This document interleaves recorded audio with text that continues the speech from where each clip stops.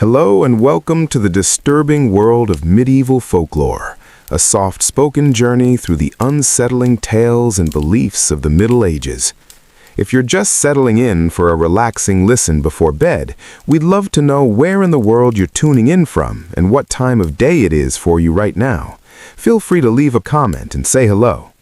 And if you enjoy this kind of calm, historical storytelling, be sure to subscribe for more soothing explorations of the past. As you get cozy and let my words wash over you, let's gently step into the peculiar realm of medieval folklore.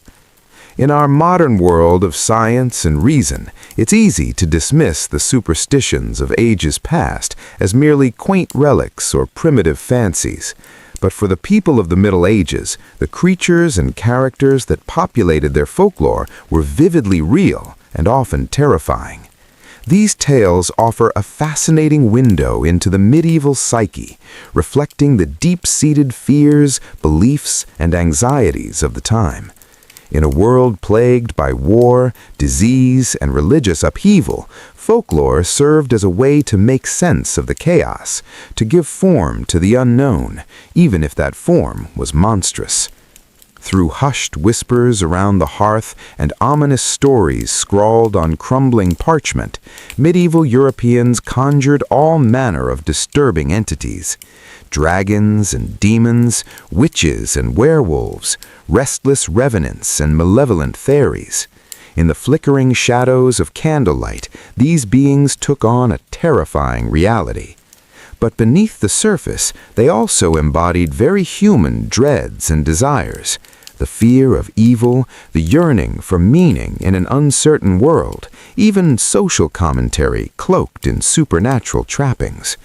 By exploring the dark dreamscape of medieval folklore, we can better understand the hopes, doubts, and secret shadowy corners of the medieval mind. So, in this tranquil series, we'll encounter some of the most intriguing figures, both human and otherworldly, that shaped the folklore of the Middle Ages. Through their stories, we'll untangle the rich and revealing web of medieval superstition. All in the same soothing tones, of course, to help you unwind and drift off. As we embark on this journey into the haunted past, let's first set the stage by examining the origins of medieval folklore itself. Like a patchwork quilt of history and myth, it drew on strands stretching back to antiquity. Long before the Middle Ages, pagan beliefs and superstitions held sway across Europe. Tales of capricious gods, nature spirits, and fearsome monsters were deeply woven into the fabric of pre-Christian cultures. The Vikings regaled each other with sagas of trolls and giants. Germanic tribes spun dark yarns of shape-shifting beasts. Celtic legends teemed with fairies, both fair and foul. As Christianity spread its dominion, it didn't wholly erase these earlier traditions. Rather, many pagan motifs were absorbed and adapted, often given a new theological spin. The old gods became saints or demons. Magical creatures morphed into agents of divine intervention or diabolical temptation. Miracles and marvels found their way into Christian hagiographies and chronicles. Yet this process of assimilation was far from uniform. Across the patchwork of medieval kingdoms and principalities, folklore took on distinctive regional flavors. In the misty isles of Britain and Ireland, Celtic myths of fae folk persisted with particular potency. The dark forests of Central and Eastern Europe birthed their own unique tales of vampires and witches. Scandinavia's long winters nurtured bone-chilling sagas of Draugr and frost giants. Even as the Church sought to impose a common Christian culture, this kaleidoscope of regional lore lent medieval folklore its rich and varied hues, a strange tapestry of the universal and the local, the old and the new, the sacred and the profane. It was against this backdrop that the most iconic creatures of medieval folklore took shape, and few loomed as large in the medieval imagination as dragons. Hulking, serpentine, and wreathed in flames, these scaly behemoths were the ultimate embodiment of primal terror. In countless tales, they descended upon villages and monasteries, ravaging flocks and devouring maidens. Only the bravest knights could hope to vanquish these infernal foes, often with the aid of divine intervention. The Ramsen carving in Sweden, etched sometime in the 11th century, vividly depicts a classic dragon-slaying scene from Norse mythology. It shows Sigurd, the legendary hero, plunging his blade into the belly of the fell dragon Fafnir, a potent symbol of good triumphing over bestial evil. Yet dragons weren't just fearsome adversaries in medieval lore. They were also seen as powerful elemental forces, guarding vast hoards of treasure and ancient wisdom. To confront a dragon was to confront the wild, untamable aspects of nature and the self. In slaying the beast without, the hero also tamed the beast within. This duality found its ultimate expression in the legend of Saint George and the Dragon. According to the famous Golden Legend, George, a Roman soldier turned Christian martyr, rescued a Libyan city from a plague-bringing dragon. By vanquishing the monster and converting the grateful populace, he embodied the victory of faith over the forces of evil, both external and internal. George's tale spread far and wide in the Middle Ages, cementing his status as the patron saint of England and many other nations. Symbolically, slaying the dragon became a common motif in religious art and architecture, a stirring reminder of Christianity's conquest over the old ways. But dragons weren't far from the only monsters to haunt the medieval psyche. Lurking in the uncharted corners of medieval maps, beyond the edges of the known world, all manner of dread beasts were said to dwell, and few were more feared than the leviathans of the deep. For medieval sailors, the open ocean was a realm of primal peril. Unforgiving tempests, uncharted shores, and the ever-present threat of pirates were hazard enough. But in the swirling mists and inky depths, even more fearsome foes were believed to lurk. Gargantuan sea serpents, ship-swallowing whales, and all manner of scaly, tentacled terrors. The most famous of these aquatic nightmares was the kraken, a monstrous cephalopod said to drag whole ships and crews to their doom. Described as a sea monk or sea bishop for its eerily humanoid head, this unholy hybrid embodied the medieval dread of the ocean as a chaotic alien realm, a watery hell teeming with gods' discarded mistakes. Other tales spoke of the half-goofa, a titanic sea monster capable of disguising itself as an island.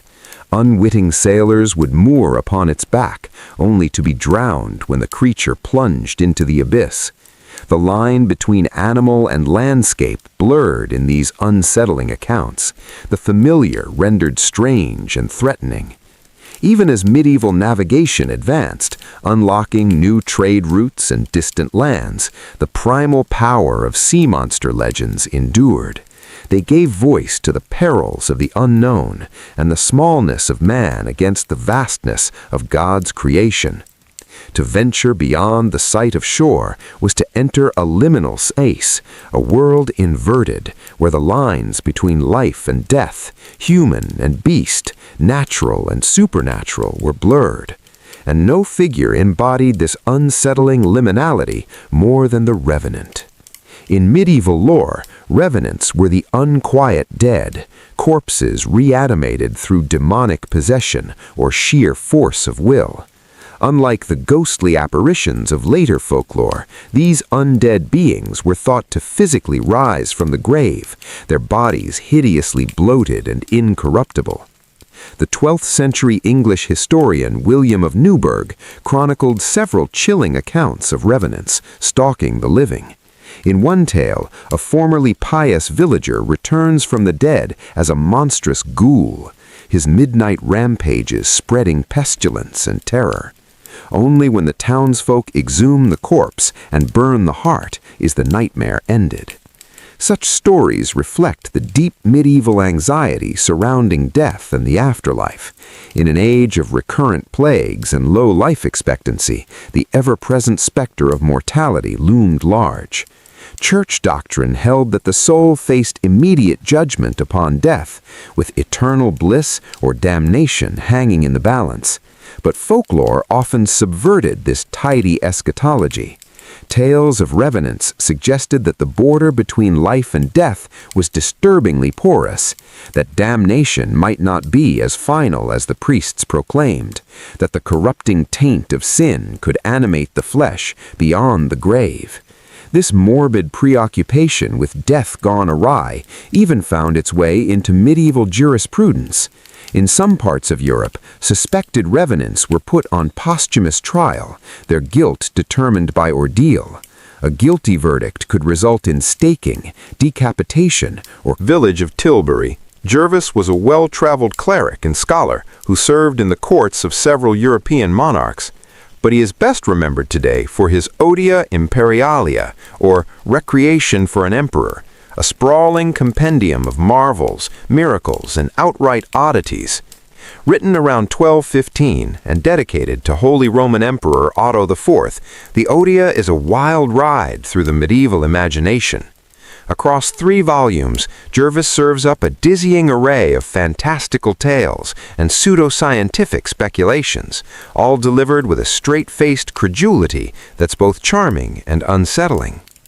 In one memorable passage, Gervas recounts the story of a mysterious race of small, swarthy men who emerge from the earth each summer to trade with the locals of Herefordshire. These secret people, as he calls them, vanish back underground come winter, leaving only faint whispers of their presence. Elsewhere, he tells of a monstrous hybrid creature, half man, half lion, captured in the forests of England and presented as a gift to King Henry II. The beast, Gervas assures us, was gentle as a lamb and quickly learned to eat at the royal table. But amidst these marvels are tales of a darker bent. Gervas devotes considerable ink to the malevolent machinations of demons, fairies, and other supernatural entities. He tells of infants stolen from their cradles by envious fae, of travelers led astray by will-o'-the-wisps, of pious monks tempted by succubi in the night. In one particularly chilling account, a noblewoman of Arles is seduced by a demon in the guise of a handsome knight. Only after bearing his monstrous offspring does she realize the true nature of her paramour. The demon coldly informs her that had she not uncovered his secret, he would have remained by her side until her death. Gervas presents these stories not as mere fictions, but as factual accounts gathered from eyewitnesses and reputable sources. For him, the realm of folklore was not a separate sphere from the natural world, but an integral part of it. Demons and monsters were as real as donkeys and millstones. This curious credulity was not uncommon among medieval scholars.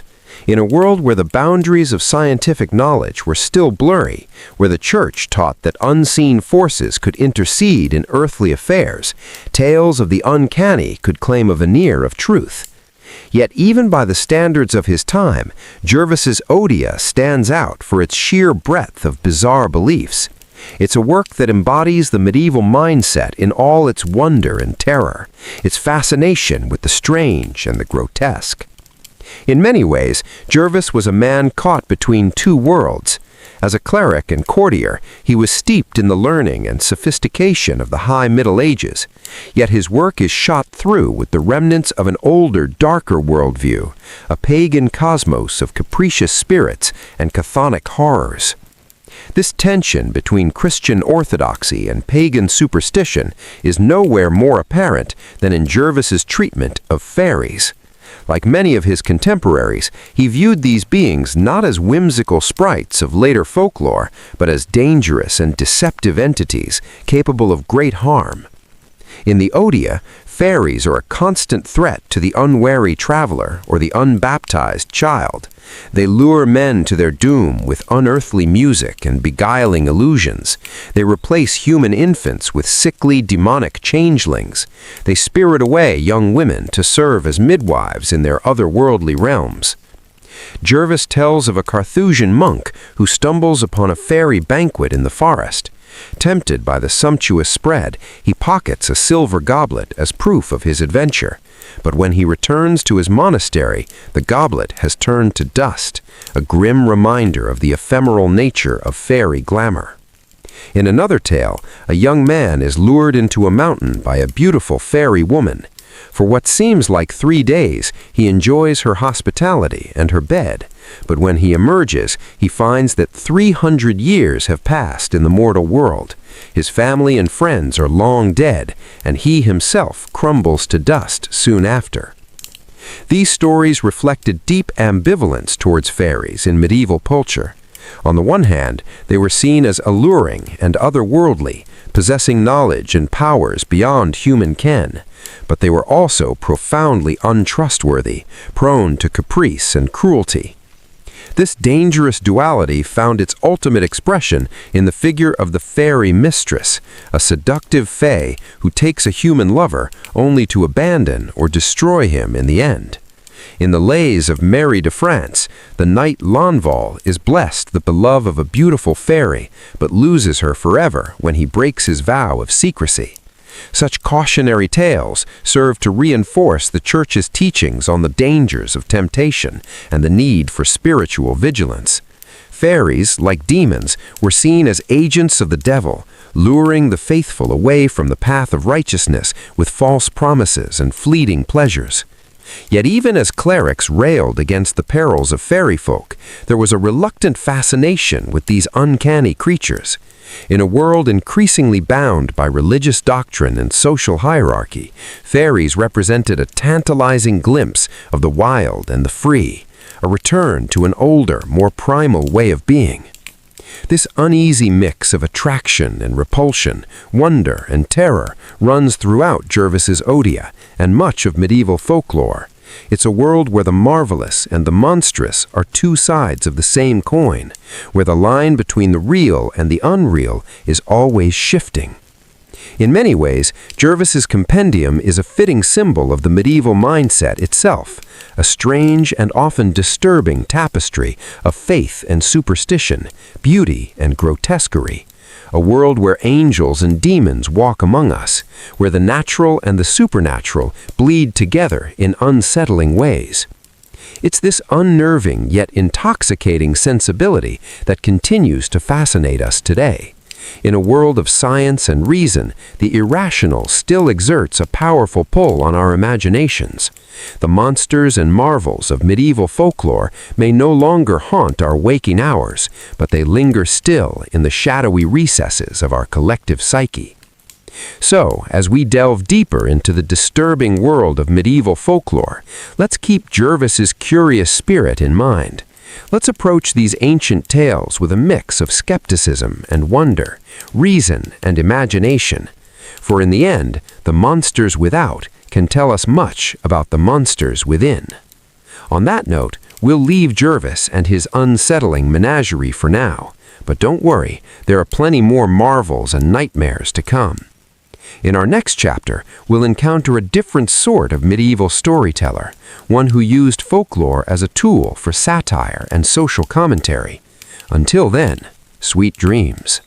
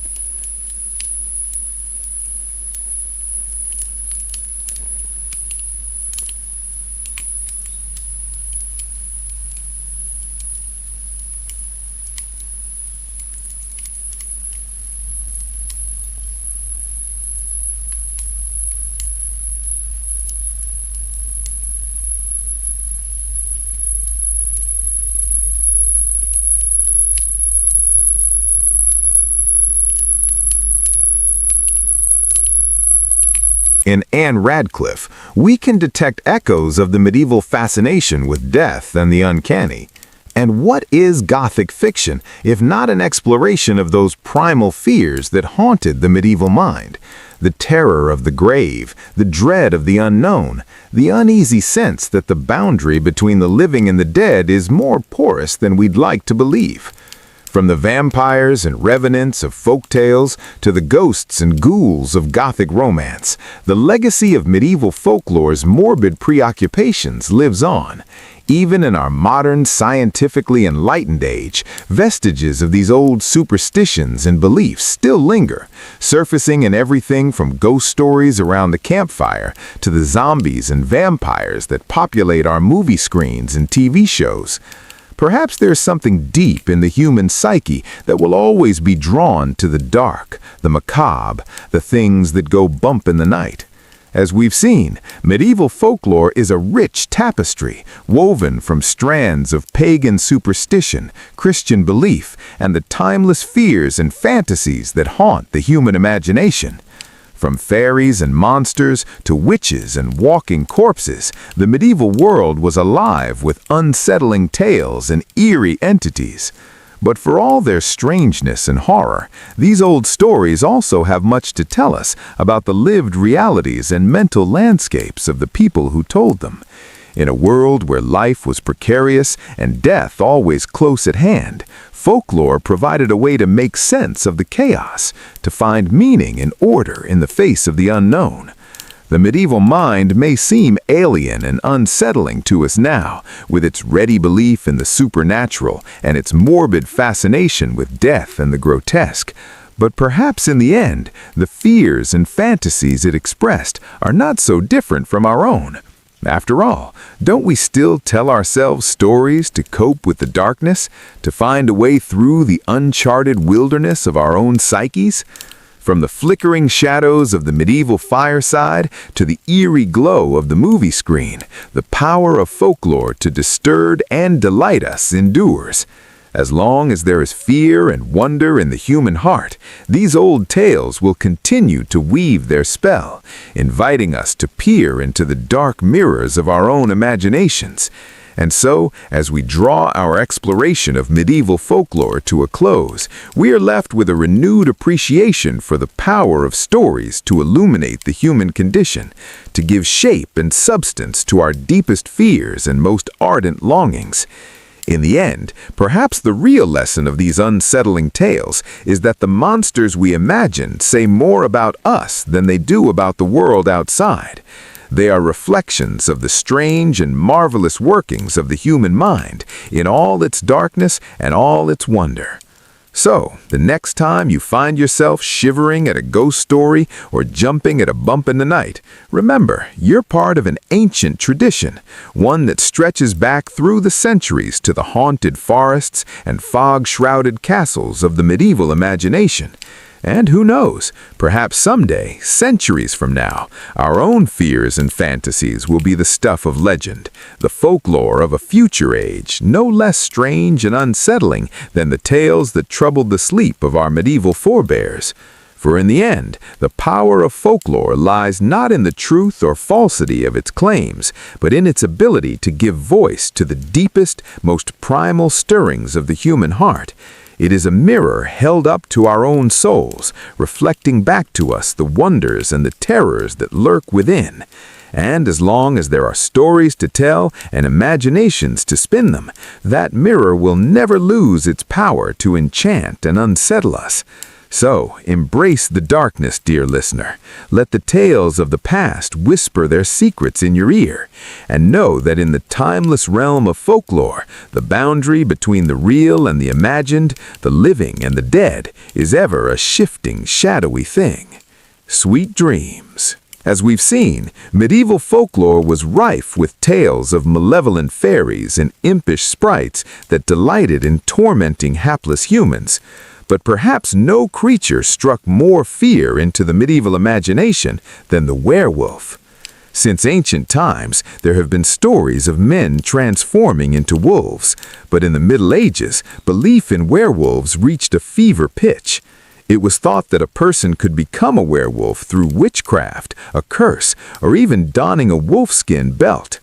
Once transformed, the werewolf was consumed by bestial urges, driven to stalk the forests and devour livestock or even human prey.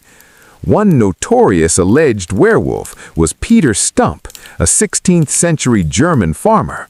Under torture, Stump confessed to practicing black magic for decades and transforming into a monstrous wolf. In his lupine form, he claims to have killed and eaten 14 children, 2 pregnant women, and countless animals. While Stump's confession was extracted by horrific means, it reflects the very real paranoia about werewolves that gripped medieval society. But werewolves weren't the only beings thought to inhabit the wilderness outside human settlements. Many folktales spoke of the Wadwo, or wild man, a hairy, club-wielding humanoid creature that roamed the deep forests. Sometimes the wild man was depicted almost like a noble savage, possessing an uncorrupted primal wisdom, but more often he embodied the medieval fear of ungodly, uncivilized nature, red in tooth and claw. Perhaps the wild man represented anxieties about the tenuousness of medieval civilization and how quickly a man removed from society might revert to baser instincts.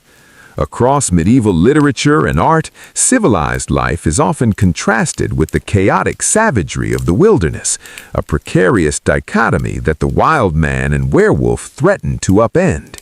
These bestial beings can be seen as liminal figures, straddling the boundary between man and beast, civilization and wilderness, order and chaos. They embody deep-seated fears about the animal lurking within the human and the ever-present risk of people shedding their humanity and descending into monstrosity. It's fascinating to consider how these medieval preoccupations foreshadow later works of Gothic fiction and horror. The werewolf would stalk the pages of many a penny dreadful, and the trope of civilized people going native and regressing to savagery would be explored by authors like Joseph Conrad. Even the seemingly quaint wild man archetype arguably anticipate cryptids like Bigfoot that still haunt the modern imagination. So, while tales of werewolves and wild men may seem outlandish to us now, for medieval people, these creatures were very much a part of their mental landscapes of fear.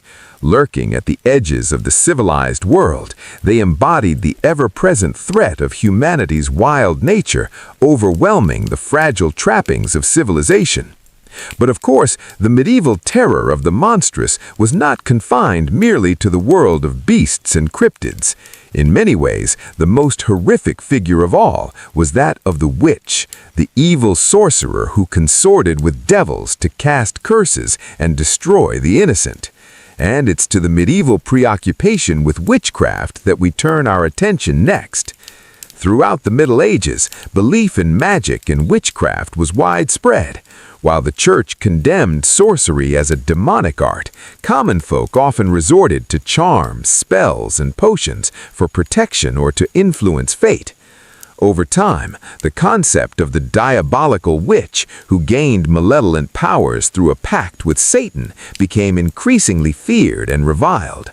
The late Middle Ages saw a veritable witch craze, with witchcraft blamed for everything from blighting crops to souring milk to causing impotence. Accusations flew, and the mere hint of sorcery could turn neighbor against neighbor. Inquisitors and magistrates developed elaborate methods to prove a suspected witch's guilt, often through brutal means. One common test was the ordeal by water, in which the accused witch was stripped naked, bound, and thrown into a lake or river. If she sank, she was declared innocent, but if she floated, as an unnatural witch surely would, then she was guilty and promptly executed. Another notorious method was pricking a witch's skin to find the devil's mark, an insensitive spot where Satan's claw had touched her. Of course, such tests were heavily rigged against the accused from the start. Perhaps most influential in stoking the fires of witch-hunting fever was the 1487 treatise Malleus Maleficarum, or Hammer of Witches. This lurid manual, written by German clergyman Heinrich Kramer, was filled with accounts of witches' evil deeds gained through torture and hearsay. It portrayed witchcraft as a vast, malevolent conspiracy against Christendom that needed to be ruthlessly stamped out. Kramer described witches as depraved women, driven by perverse lust, who copulated with the devil and his demons at debauched Sabbaths. These sorceresses were accused of blighting crops, cursing enemies, corrupting priests, and murdering babies, the ultimate early modern folk devils. The Malleus Maleficarum went on to become a kind of witch hunter's Bible, fueling the persecutions that would claim thousands of lives, mostly women, over the following centuries. It's difficult for us in the modern age to fathom the sheer paranoia and terror that the specter of witchcraft And the grim legacy of medieval witchcraft beliefs can arguably be traced in modern conspiracies about satanic cabals and the Illuminati.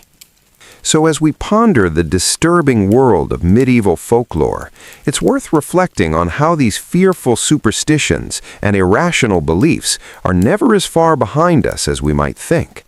The specific threats may change with the times, but sadly, human nature remains much the same, ever prone to imagining evil and monstrosity lurking in the shadows. One particularly unnerving aspect of medieval lore was the belief in ghosts, revenants, and the restless dead. In an age of plagues and warfare, death was an ever-present specter, and tales abounded of ghostly visitations and corpses rising from the grave to torment the living.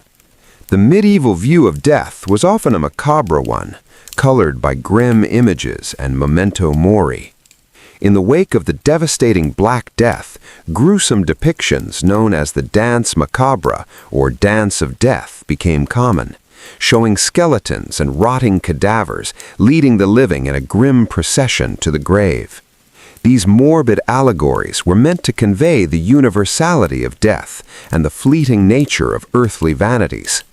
But beyond allegorical skeletons, medieval folklore was rife with stories of very real ghosts and revenants stalking the land of the living. Many believed that those who died unshriven of their sins or suffered a particularly violent end were doomed to walk the earth as tormented spirits. Murderers, heretics, excommunicants, all were prime candidates to return as vengeful specters.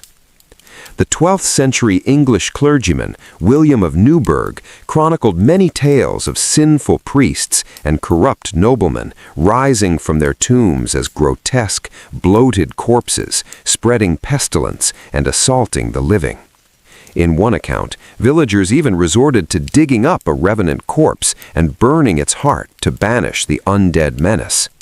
Such grisly tales of the restless dead have obvious parallels with later vampire lore. And indeed, the medieval revenant can be seen as a precursor to the blood-sucking fiends of Gothic fiction. But for medieval folk, these were not mere chilling stories.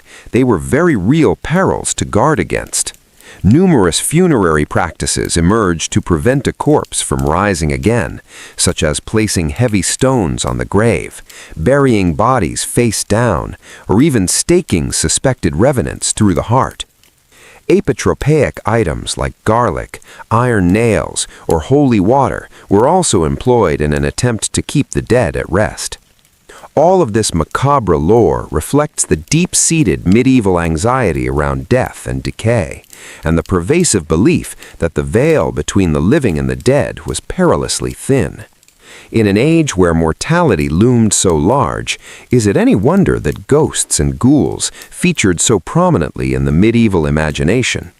Even today, tales of hauntings and undead horrors retain their power to unsettle us on a primal level.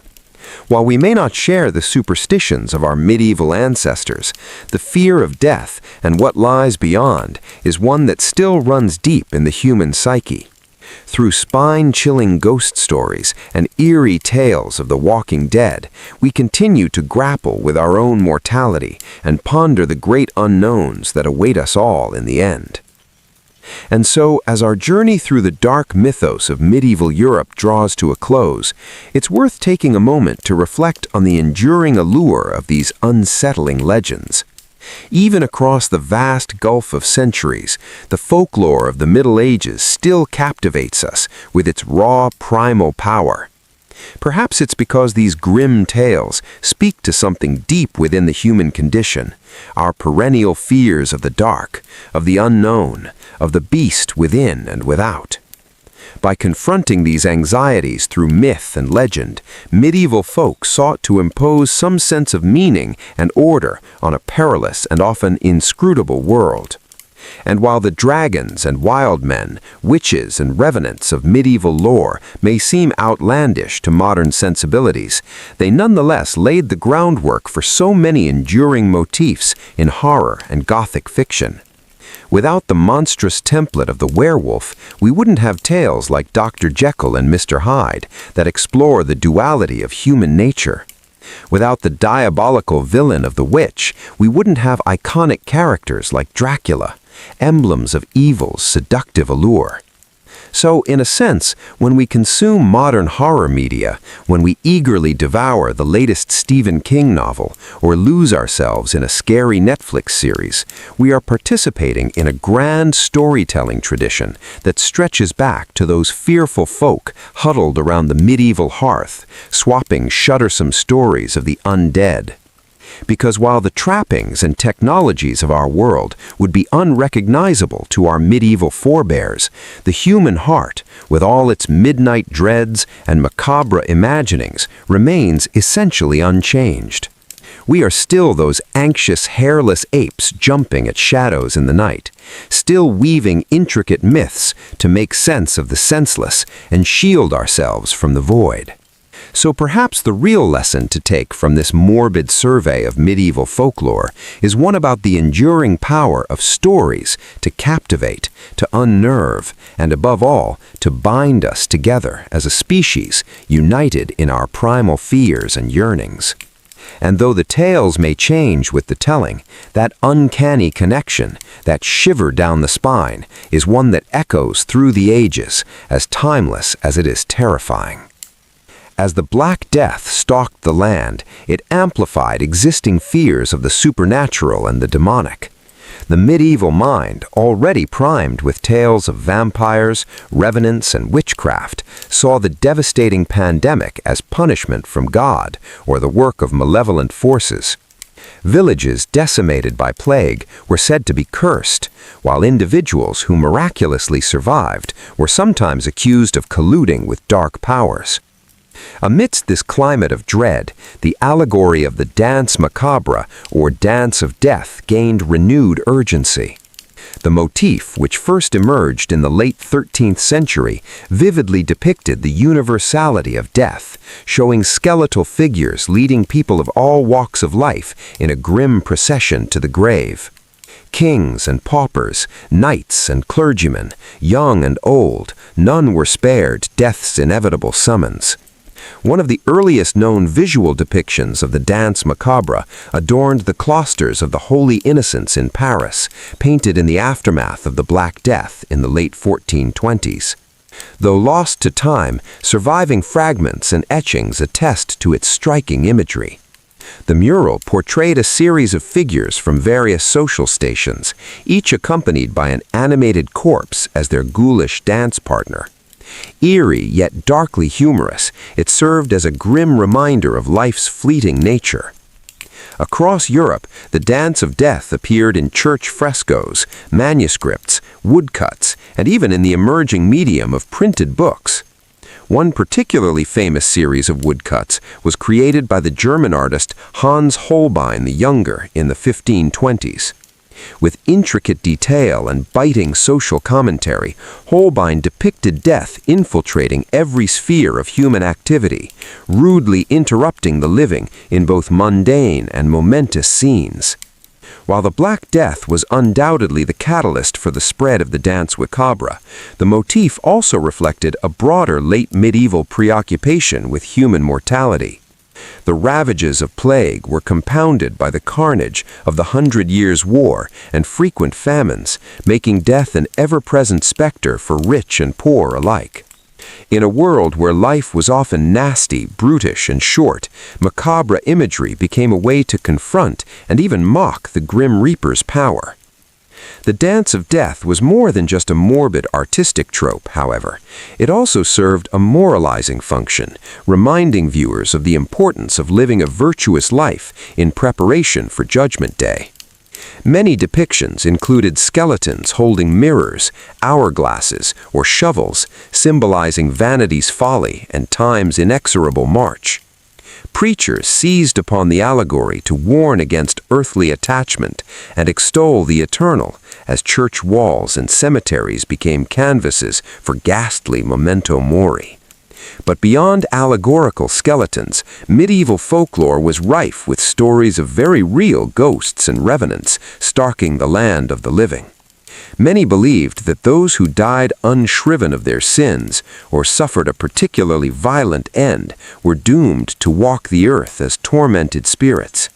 Murderers, heretics, excommunicants, all were prime candidates to return as vengeful specters. The 12th century English clergyman William of Newburgh chronicled many tales of sinful priests and corrupt noblemen rising from their tombs as grotesque, bloated corpses, spreading pestilence and assaulting the living. In one account, villagers even resorted to digging up a revenant corpse and burning its heart to banish the undead menace. Such grisly tales of the restless dead have obvious parallels with later vampire lore. And indeed, the medieval revenant can be seen as a precursor to the blood-sucking fiends of Gothic fiction. But for medieval folk, these were not mere and superstitions of the Middle Ages, however alien they may seem to us today, laid the foundations for many enduring facets of popular culture.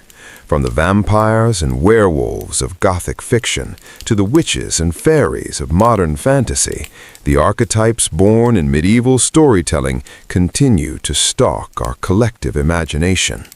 Consider, for instance, the vampire, that undead creature of the night who subsists on the blood of the living. While the term vampire itself only emerged in the 18th century, the idea of malevolent revenants who preyed upon humans dates back to ancient times. But it was in the medieval period that these desperate folk beliefs coalesced into something resembling the literary vampires we know today. Medieval chroniclers wrote of creatures called revenants or narzera, shambling corpses that rose from the grave to terrorize their former communities. These undead beings were often associated with outbreaks of plague, as if the pestilence itself had reanimated the dead. To prevent their nocturnal predations, various gruesome measures were prescribed, such as driving stakes through corpses or placing bricks in their mouths. Such lurid tales paved the way for the first true literary vampires of the 18th century, like the titular terror in John Polidori's 1819 story, The Vampire. Later Victorian writers such as Sheridan Le Fanu and Bram Stoker fleshed out the vampire mythos, drawing heavily on Eastern European folklore with medieval roots. Even as vampires have evolved in popular culture, from the tormented romanticism of Anne Rice's Lestat to the sparkly heartthrobs of Twilight, they still retain traces of their medieval forebears, the undead revenant, the plague bringer, the seducer, and the spoiler.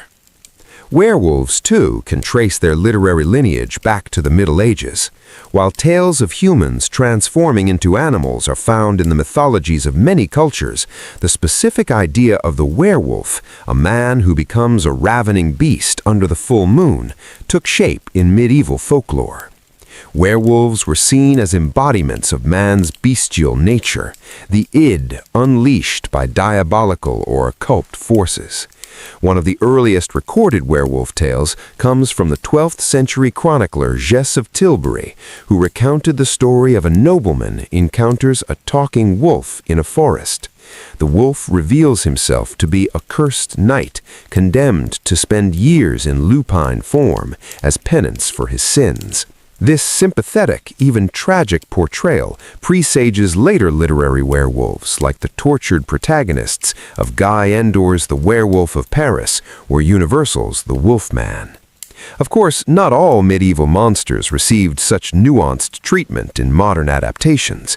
The wild men, those suit club-wielding savages believed to haunt the untamed forests, evolved into the dim-witted, lumbering ogres of fairy tales and fantasy. Dragons, while still presented as formidable foes, often lost their satanic associations, becoming symbols of elemental chaos or even noble beasts in their own right. And the fairies of medieval lore, those capricious, often malevolent creatures who meddled in mortal affairs, underwent perhaps the most radical transformation of all.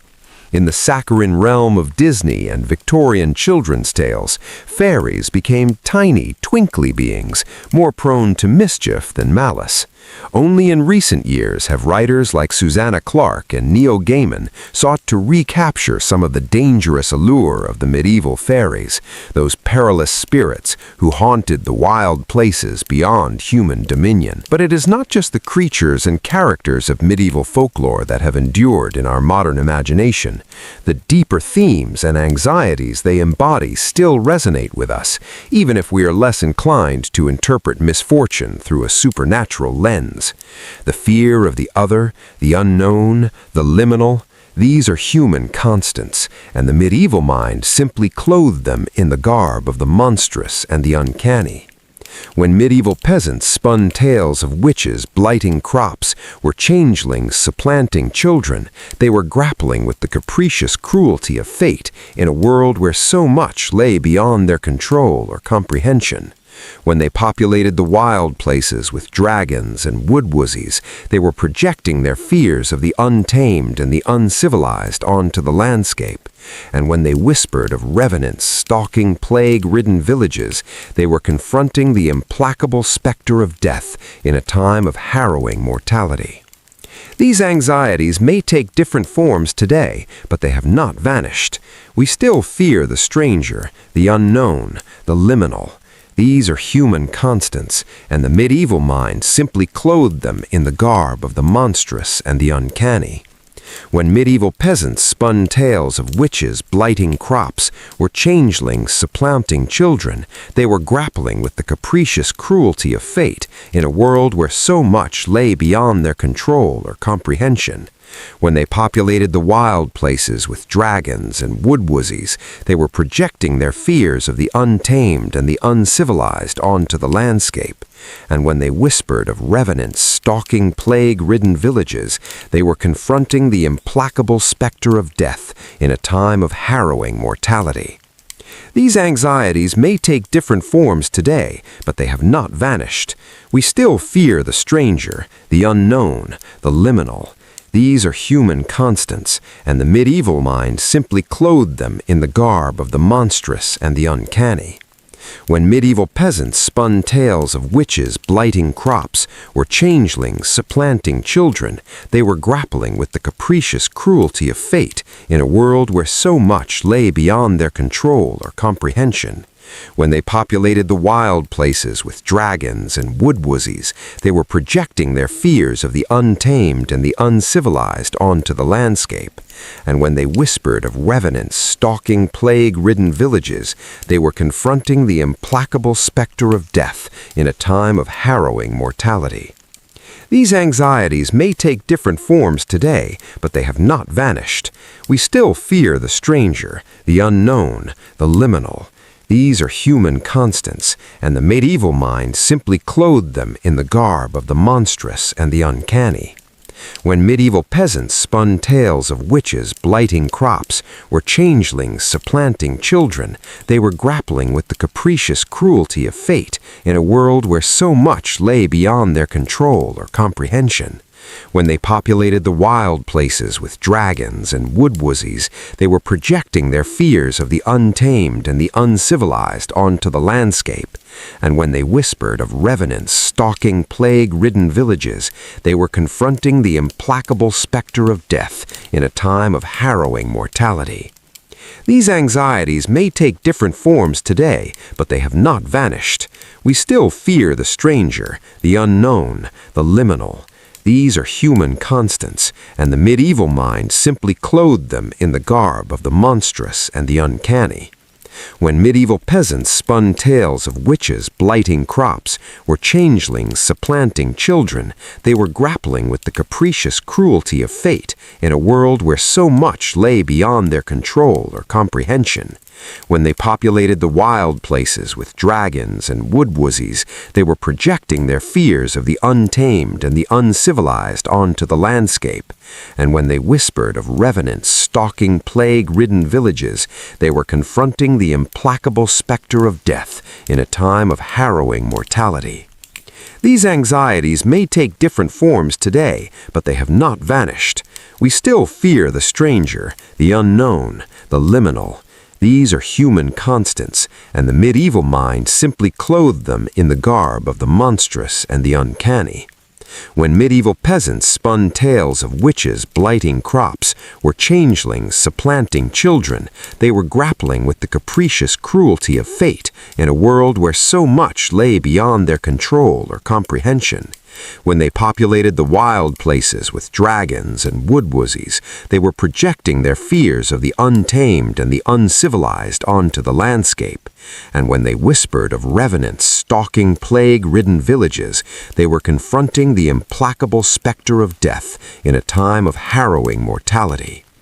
These anxieties may take different forms today, but they have not vanished. We still fear the stranger, the unknown, the liminal. These are human constants, and the medieval mind simply clothed them in the garb of the monstrous and the uncanny.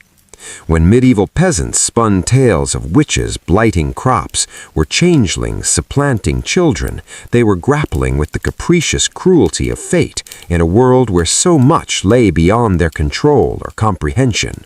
When they populated the wild places with dragons and woodwuzzies, they were projecting their fears of the untamed and the uncivilized onto the landscape. And when they whispered of revenants stalking plague-ridden villages, they were confronting the implacable specter of death in a time of harrowing mortality. These anxieties may take different forms today, but they have not vanished. We still fear the stranger, the unknown, the liminal. These are human constants, and the medieval mind simply clothed them in the garb of the monstrous and the uncanny. When medieval peasants spun tales of witches blighting crops, or changelings supplanting children, they were grappling with the capricious cruelty of fate in a world where so much lay beyond their control or comprehension. The story be filled with magic, wonder, and just a touch of the deliciously macabre. As we delve deeper into the macabre menagerie of medieval folklore, we come face to face with some of the most chilling and disturbing creatures believed to stalk the dark forests and murky swamps of medieval Europe. These were not the charming, sanitized fairy tale characters of modern children's stories. No, these were malevolent entities born of primal fears and ancient superstitions, ready to drag hapless humans to their doom. Perhaps no creature struck more terror into the medieval heart than the werewolf. The idea of a man transforming into a ravenous wolf-like beast under the light of the full moon is one of the most enduring and pervasive myths in folklore around the world. But in medieval Europe, werewolf beliefs took on a particularly sinister and diabolical character. Werewolves, or lycanthropes as they were sometimes called, were seen as humans who had made a pact with the devil, selling their souls in exchange for the ability to shapeshift into wolves. This transformation was said to grant them superhuman strength, speed, and bloodlust, turning them into the perfect killing machines. By day, they might appear as normal men and women, but when the moon rose full and bright in the night sky, they would shed their human skins and become snarling, insatiable beasts. Medieval accounts of werewolf attacks were vivid and terrifying. In his 12th century work, Topographia Hibernica, the scholar Giraldus Cambrensis tells of a priest traveling through a forest in Ireland who stumbled upon two wolves. These wolves spoke to him with human voices, explaining that they were a man and woman from Oseri, cursed to become wolves every 7 years as penance for their sins. The priest, moved by their plight, administered last rites to the she-wolf who was near death. Upon vanishing into the forest, the male wolf returned with a sheep carcass to feed his dying companion, a strangely poignant scene amidst the horror. Another famous werewolf story from the medieval period concerns a Livonian peasant named Fis. In 1692, Fis openly admitted to being a werewolf before a court, but claimed he was one of the hounds of God, who descended into hell 3 times a year to battle witches and wizards to ensure a good harvest. This account, recorded by the Baltic German scholar Karl Hermann Pankart, provides a fascinating glimpse into the complex folklore surrounding werewolves, where they were not always seen as purely evil, but sometimes as ambivalent or even beneficial figures. But the medieval fear of werewolves was not just confined to folklore and travelers' tales. It had very real and tragic consequences. In 1521, 2 men, Pierre Bourgault and Michel Verdurdat, were executed in Poligny, France, after confessing under torture to being werewolves and devouring several children. Their trial was overseen by the Inquisitor General of Besançon, who wrote a lengthy treatise on werewolves and their supposed diabolical nature. This was just one of many werewolf trials that occurred in medieval Europe, as authorities sought to root out and destroy these perceived monsters in human form. The origins of the werewolf myth are ancient and varied, with shape-shifting humans appearing in the folklore of many cultures. But the medieval Christian church gave werewolf beliefs a decidedly demonic twist. Theologians like Thomas Aquinas argued that only God had the power to truly transform one creature into another, so any human shapeshifter must be doing so through the power of the devil. This tied werewolves to the growing medieval obsession with witchcraft and heresy, making them not just bloodthirsty brutes, but agents of Satan himself. Werewolves also embodied deep-seated anxieties about the blurry boundary between man and beast, civilization and savagery. The medieval wilderness was seen as a place of danger and darkness, where wild animals and even wilder men lurked, ready to prey upon innocent travelers. Werewolves represented the ultimate fear of the wild, consuming and corrupting the human, dragging men down into a state of animalistic depravity. This fear found expression in another common medieval motif, the wild man or woodwoes. These were hairy, naked, club-wielding men believed to haunt the deep forests of medieval Europe. They were sometimes depicted as noble savages, possessing a raw, primal strength and connection to nature. But more often, they were seen as brutish and dangerous, the antithesis of the civilized, courtly man. In medieval art, wild men were often shown being tamed or conquered by knights and saints, symbolizing the triumph of Christian civilization over pagan savagery. But they also served as a reminder of the wildness that lurked within all men, the beast that could take over if one strayed too far from the path of righteousness. Both werewolves and wild men reflected the medieval belief in the inherent sinfulness and weakness of the flesh. The body was seen as a wild, unruly thing, constantly threatening to drag the soul down into depravity, if not harshly controlled. In a world where disease, famine, and violence were everyday realities, the idea that the monster might dwell within, that one's own body could betray and destroy the self, was a terrifying thought. But medieval werewolf and wild man legends were not just expressions of fear and loathing for the body and the natural world. They also served as cautionary tales, warning of the dangers of social and moral transgression. To become a werewolf was to abandon one's humanity, to give in to base animalistic impulses, and violate the God-given order of things. Wild men, too, represented a state of being outside the bounds of civilized society, a regression to a primitive, pre-Christian state of savagery. In this sense, werewolf and wild man stories reinforce the importance of cleaving to one's proper place in the social hierarchy, of submitting to authority, both secular and religious. To stray from the path, to give in to temptation and sin, was to risk not just losing one's soul, but one's very humanity. As the medieval age progressed, werewolf beliefs began to merge and overlap with the growing witch hunts that swept across Europe. Accused witches were often charged of shape-shifting into animals, including wolves, to carry out their nefarious deeds. The ability to transform into a wolf became yet another sign of a witch's diabolical pact, further blurring the lines between folklore and reality. One particularly infamous case was that of Peter Stump, a German farmer executed in 1589. Under torture, Stump confessed to being a werewolf for over 25 years, claiming the devil had given him a magic belt that allowed him to transform into a monstrous wolf. In this form, he claimed to have killed and eaten 14 children, 2 pregnant women, and countless livestock. Stump was brutally executed on the breaking wheel, his flesh torn with red-hot pincers, his limbs broken, and his body finally beheaded. His head was placed on a pole as a warning to other would-be werewolves and witches. The Stump case highlights the increasingly sadistic and hysterical nature of werewolf and witch trials in the later medieval and early modern period. No longer just the stuff of campfire tales and lurid travelers' accounts, the werewolf had become a very real monster in the eyes of authorities, a demonic threat that had to be mercilessly rooted out and destroyed.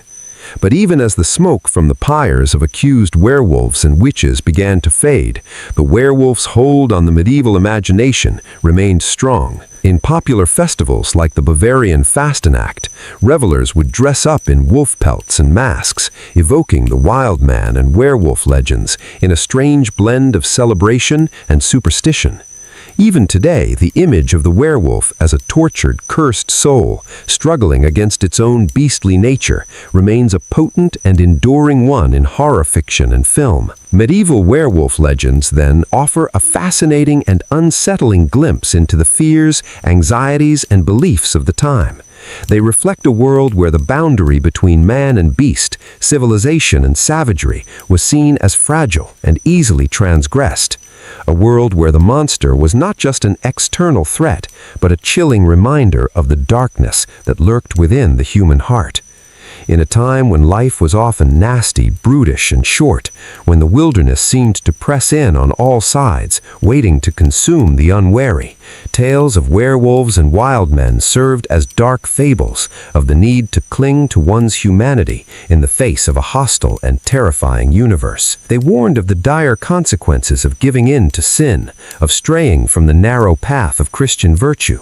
But they also perhaps served as a strange sort of wish fulfillment, a fantasy of escaping the rigid confines of medieval society and indulging the primal, animalistic side of human nature. After all, there is a dark allure to the idea of the werewolf, the notion of shedding the constraints of civilization, of running free and wild under the pale light of the moon, even if only for a night. In the end, the medieval werewolf remains a potent and enduring symbol of the darkness that dwells within us all, the beast that sleeps fitfully beneath the thin veneer of human civilization. A reminder that no matter how far we may think we have come from our primitive, superstitious past, the wild still calls to us, whispering in our blood and our bones. And so we continue to tell stories of werewolves and wild men, just as our medieval ancestors did, because in these dark fables we confront both our deepest fears and our darkest desires. We grapple with what it means to be human in a world that is often red in tooth and claw, and we remind ourselves again and again of the importance of holding fast to our humanity, even as the beast within howls to the uncaring moon. Werewolves, our journey through the haunted forests of medieval folklore, now takes us to an encounter with another beloved and feared figure of the time, the witch. In the medieval imagination, witches were malevolent sorcerers, usually women, who had traded their souls to Satan in exchange for dark occult powers. The roots of medieval witch beliefs are complex and varied, drawing on a heady mix of pagan folklore, Christian theology, and classical mythology. Many of the characteristics associated with witches, riding broomsticks, brewing potions and cauldrons, cavorting with demons, have their origins in earlier European legends of malevolent spirits and goddesses. But it was in the Middle Ages that these disparate beliefs coalesced into the figure of the witch as we now know it. This was in large part due to the influence of the Christian Church, which saw witchcraft as a direct threat to its power and authority. To medieval theologians, witches were not just misguided pagans or folk healers, but active agents of Satan, engaged in a cosmic struggle against the forces of good. The 13th century saw the birth of the Inquisition, a powerful office within the Catholic Church tasked with rooting out heresy. As the Inquisition's power grew, so too did the Church's obsession with witchcraft. Inquisitors like Bernard Guy and Nicholas Emmerich wrote extensive treatises on the supposed practices and identifying marks of witches, laying the groundwork for the full-blown witch hunts of the early modern period. But it was not until the 15th century that the witch craze truly took hold in medieval Europe. In 1484, Pope Innocent VIII issued the infamous bull Summis Desiderantis Affectibus, which explicitly condemned witchcraft as a heresy against the Church. 2 years later, the notorious witch-hunting manual Malus Maleficarum, or The Hammer of Witches, was published by the German inquisitors Hinrich Kramer and Jacob Springer. The Malus Maleficarum was a lurid and deeply misogynistic work, reflecting the pervasive belief in the inherent weakness and wickedness of women. It portrayed witches as depraved servants of Satan who flew to nocturnal assemblies known as Sabbaths, where they worshipped the devil, engaged in orgies, and plotted to destroy Christian society. The book also provided detailed instructions on how to identify, interrogate, and execute suspected witches. Armed with this powerful ideological weapon, medieval witch hunters set to their grim work with renewed zeal. Across Europe, accusations of witchcraft multiplied, fueled by a toxic mix of superstition, misogyny, and religious fervor. Women were particularly vulnerable to these accusations, as they were seen as weaker in faith and more susceptible to the devil's influence. One of the most notorious witch trials of the medieval period took place in the French town of Arras in 1459. A condemned murderer named Robin de Vore, seeking to avoid execution, claimed that he was part of a widespread witch cult that included many prominent citizens of the town. This sparked a wave of accusations and arrests as panic and hysteria gripped the populace. Under torture, the accused confessed to an array of lurid and fantastical crimes. They admitted to attending Sabbaths, worshipping a demon in the form of a goat, and engaging in cannibalism and infanticide. They also claimed to have used their occult powers to blight crops, cause disease, and murder their enemies. In the end, 12 people were burned at the stake as a result of the Arras trials. But the impact of the trials went far beyond the fates of the individual accused. They helped to cement the image of the witch as a malevolent, Satan-worshipping threat to Christian society in the medieval imagination. This image was further reinforced by popular art and literature, such as Ulrich Dur's engraving The Four Witches and Hans Baldung Green's painting Witches' Sabbath. These grotesque, sexualized depictions of witches engaging in diabolical acts served to fuel the growing hysteria and fear surrounding witchcraft. But even as the witch hunts reached their fever pitch, there were some voices of reason and skepticism. The Dutch physician Johann Weyer, in his 1563 work De Praestis Demonum, argued that accused witches were not servants of Satan, but mentally ill women who had been deluded by the devil. Wya's work was groundbreaking in its attempt to provide a medical and psychological explanation for the supposed phenomenon of witchcraft. However, Wya's arguments were largely drowned out by the clamor of the witch hunters. The persecution of alleged witches continued to escalate throughout the 16th and 17th centuries, reaching its horrific apex with the mass witch trials of the early modern period. It's estimated that between 40,000 and 60,000 people, mostly women, were executed for witchcraft in Europe between the 15th and 18th centuries. The legacy of the medieval witch hunts is a dark and disturbing one. They reflect a time when superstition, misogyny, and religious fanaticism combined to create an atmosphere of terror and persecution.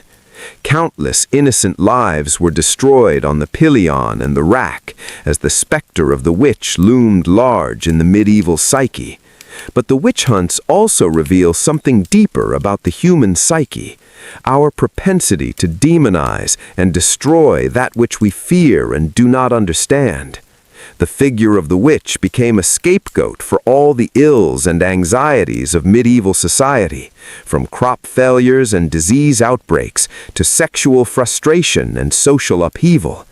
In a world where life was precarious and the forces of nature seemed capricious and often cruel, the witch represented a malevolent supernatural threat that could be identified, confronted, and ultimately destroyed.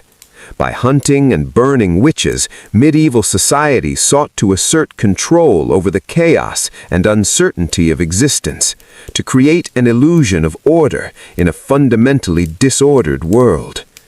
Today, the figure of the witch has undergone a remarkable transformation in popular culture. No longer the malevolent hag of medieval legend, the modern witch is often portrayed as a symbol of feminine power, a wise woman in tune with the forces of nature. This reclaiming of the witch archetype reflects a broader understanding of gender, power, and spirituality. But the dark history of the witch hunts remains as a warning from our medieval past. It reminds us of the dangers of ignorance, fear, and fanaticism, of the human capacity for cruelty and injustice in the face of the unknown. It is a grim testament to the power of superstition and the fragility of reason, a haunting reminder of the monsters we create in our own image. As we delve ever deeper into the shadowy realms of medieval folklore, we find ourselves confronted again and again with the blurred boundaries between the natural and the supernatural, the human and the monstrous. In a world where life was often short, brutal, and unpredictable, these dark tales served as a way to make sense of the chaos, to give shape and form to the nameless terrors that stalked the edges of the firelight. From the ravenous werewolves prowling the forests to the malevolent witches brewing their potions in the shadows, the creatures of medieval folklore embody the deepest fears and anxieties of a society living in a constant state of precarity. They are the manifestations of the wild, untamed forces that threaten to engulf the fragile order of medieval life at any moment. But these monsters also serve as dark mirrors for the human condition, reflecting back to us our own capacity for savagery, for transgression, for the violation of sacred bonds and taboos. In the figure of the werewolf, we confront the beast within, the primal, animalistic urges that lurk beneath the veneer of civilization. As Gervase of Tilbury regaled his readers with disturbing tales of devilish imps and sinister spirits, another 12th century scholar was also chronicling the bizarre beliefs of his time.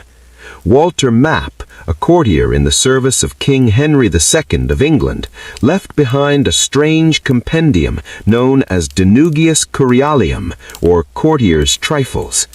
Despite the dismissive title, Map's eclectic collection of anecdotes, rumors, and folklore provides a fascinating glimpse into the medieval imagination. Born around 1140 in Herefordshire, Walter Map studied at the University of Paris before entering royal service. He held various ecclesiastical positions, including a canonship at St. Paul's Cathedral in London and the office of Chancellor of Lincoln. But it was Map's role as a courtier and diplomat that gave him access to a wealth of stories and gossip from across Europe. In De Nugis Curialium, Map presents these nuggets of information in a satirical, often tongue-in-cheek style. His irreverent tone sets him apart from more sober chroniclers like Gervase of Tilbury. Map delights in poking fun at the foibles of the nobility and clergy, painting a picture of a court. At the medieval fascination with shape-shifting creatures, Map recounts the story of a soldier named Scaver who discovers that his wife is secretly a witch. Each night she anoints herself with a magic salve that allows her to transform into a raven and fly away. Curious, Scaver tries the ointment himself and turns into a hawk. He flies to a nearby house where he witnesses a gathering of witches, including his wife, plotting evil deeds. This anecdote foreshadows the growing obsession with witchcraft that would grip Europe in the coming centuries. The idea of humans, especially women, transforming into animals was a common trope in medieval witch trials. It played on deep-seated fears about the blurring of boundaries between the human and the bestial. Map's witch story also reflects the misogynistic attitudes of the time, which cast women as inherently prone to deception and sin. This suspicion of the feminine was deeply entangled with superstitions about magic and demonic seduction. In the centuries to come, it would fuel the fires of the witch hunts that claimed countless lives. Throughout De Nugis Curial, Walter Map walks a fine line between credulity and skepticism. He relates supernatural stories with a straight face, but also hints at their dubious veracity.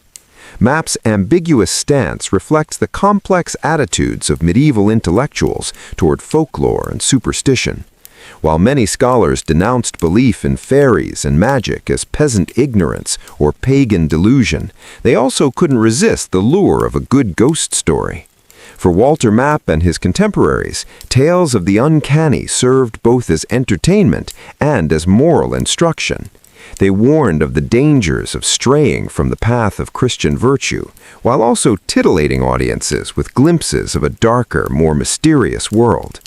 Map's impish prose style, full of clever wordplay and sly asides, heightens this sense of ambiguity.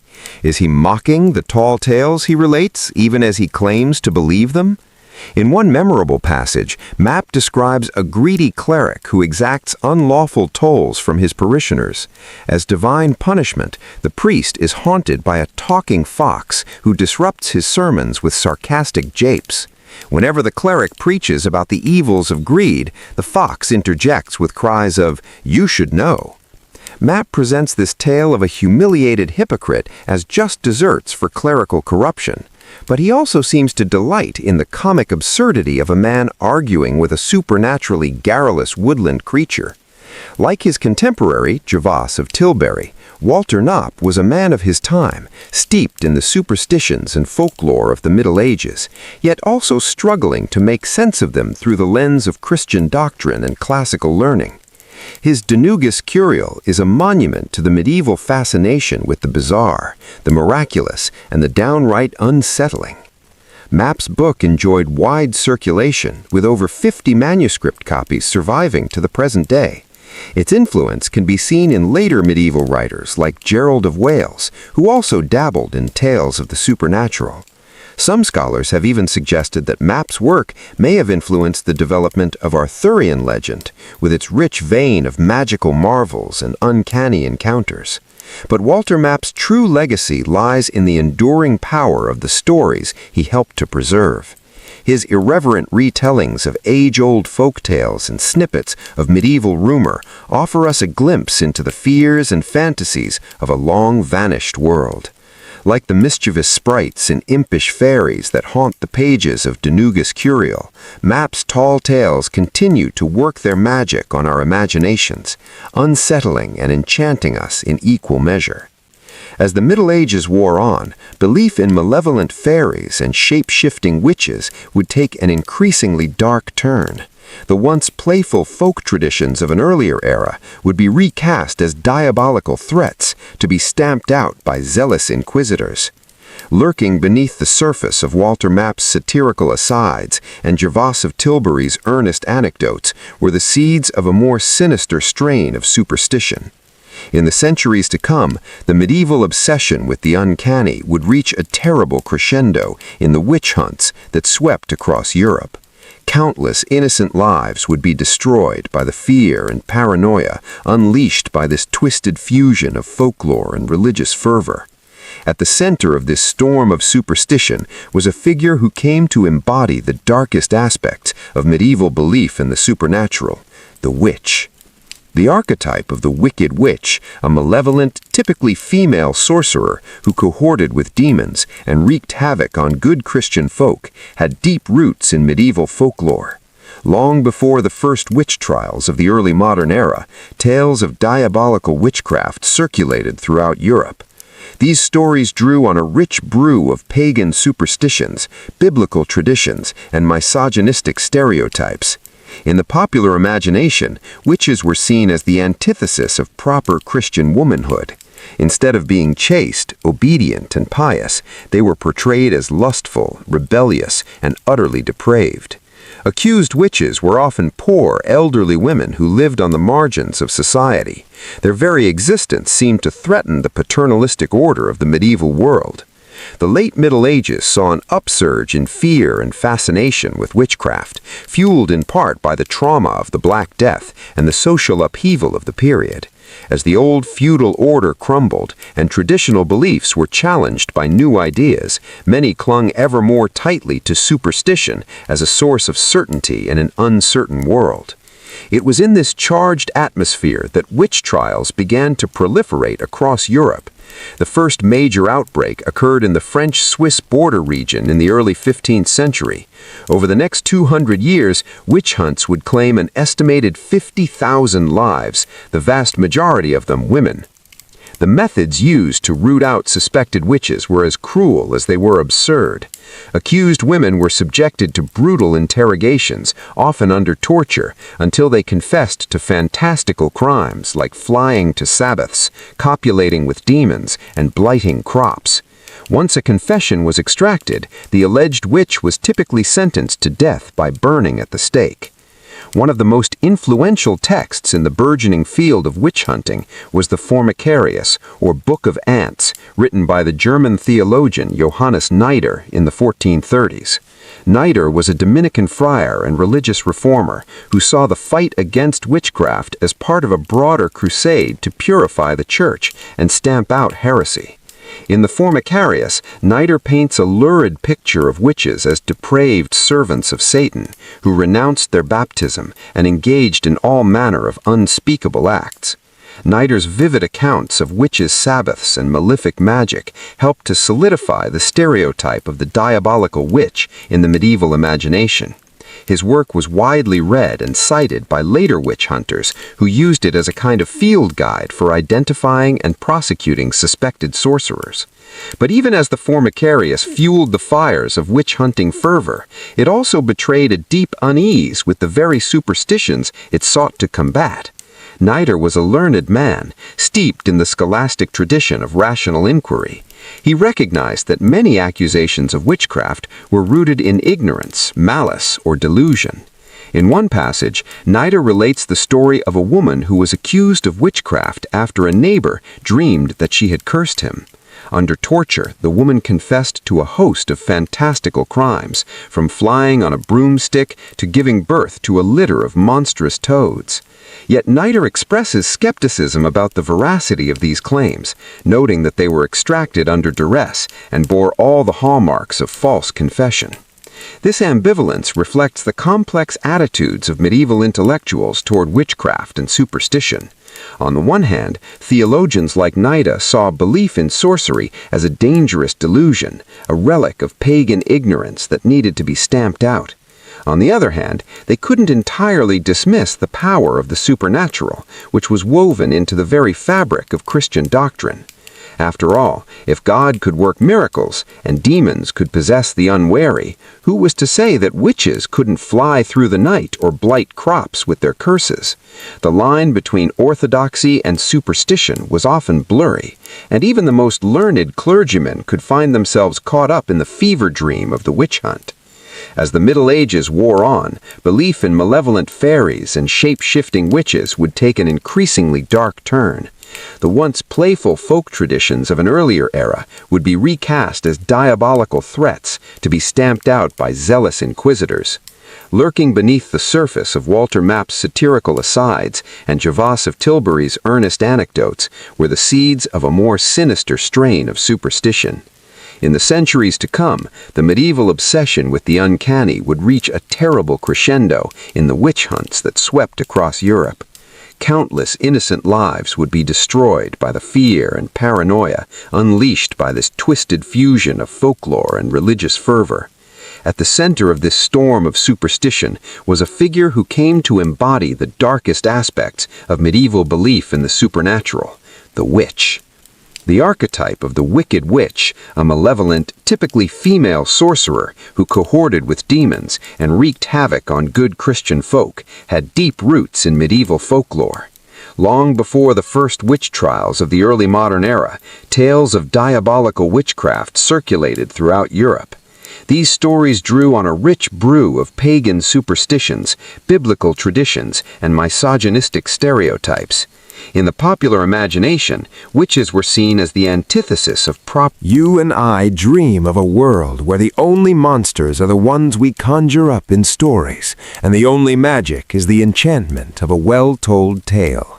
For in the end, perhaps the most enduring legacy of medieval folklore is the reminder that even in the darkest of times, the human spirit still yearns for wonder, for mystery, and for the promise of a brighter dawn.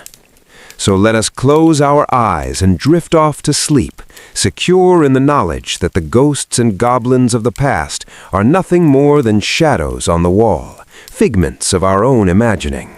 And let us dream of a future where reason and compassion triumph over fear and superstition, and where the only witchcraft we practice is the magic of kindness and understanding.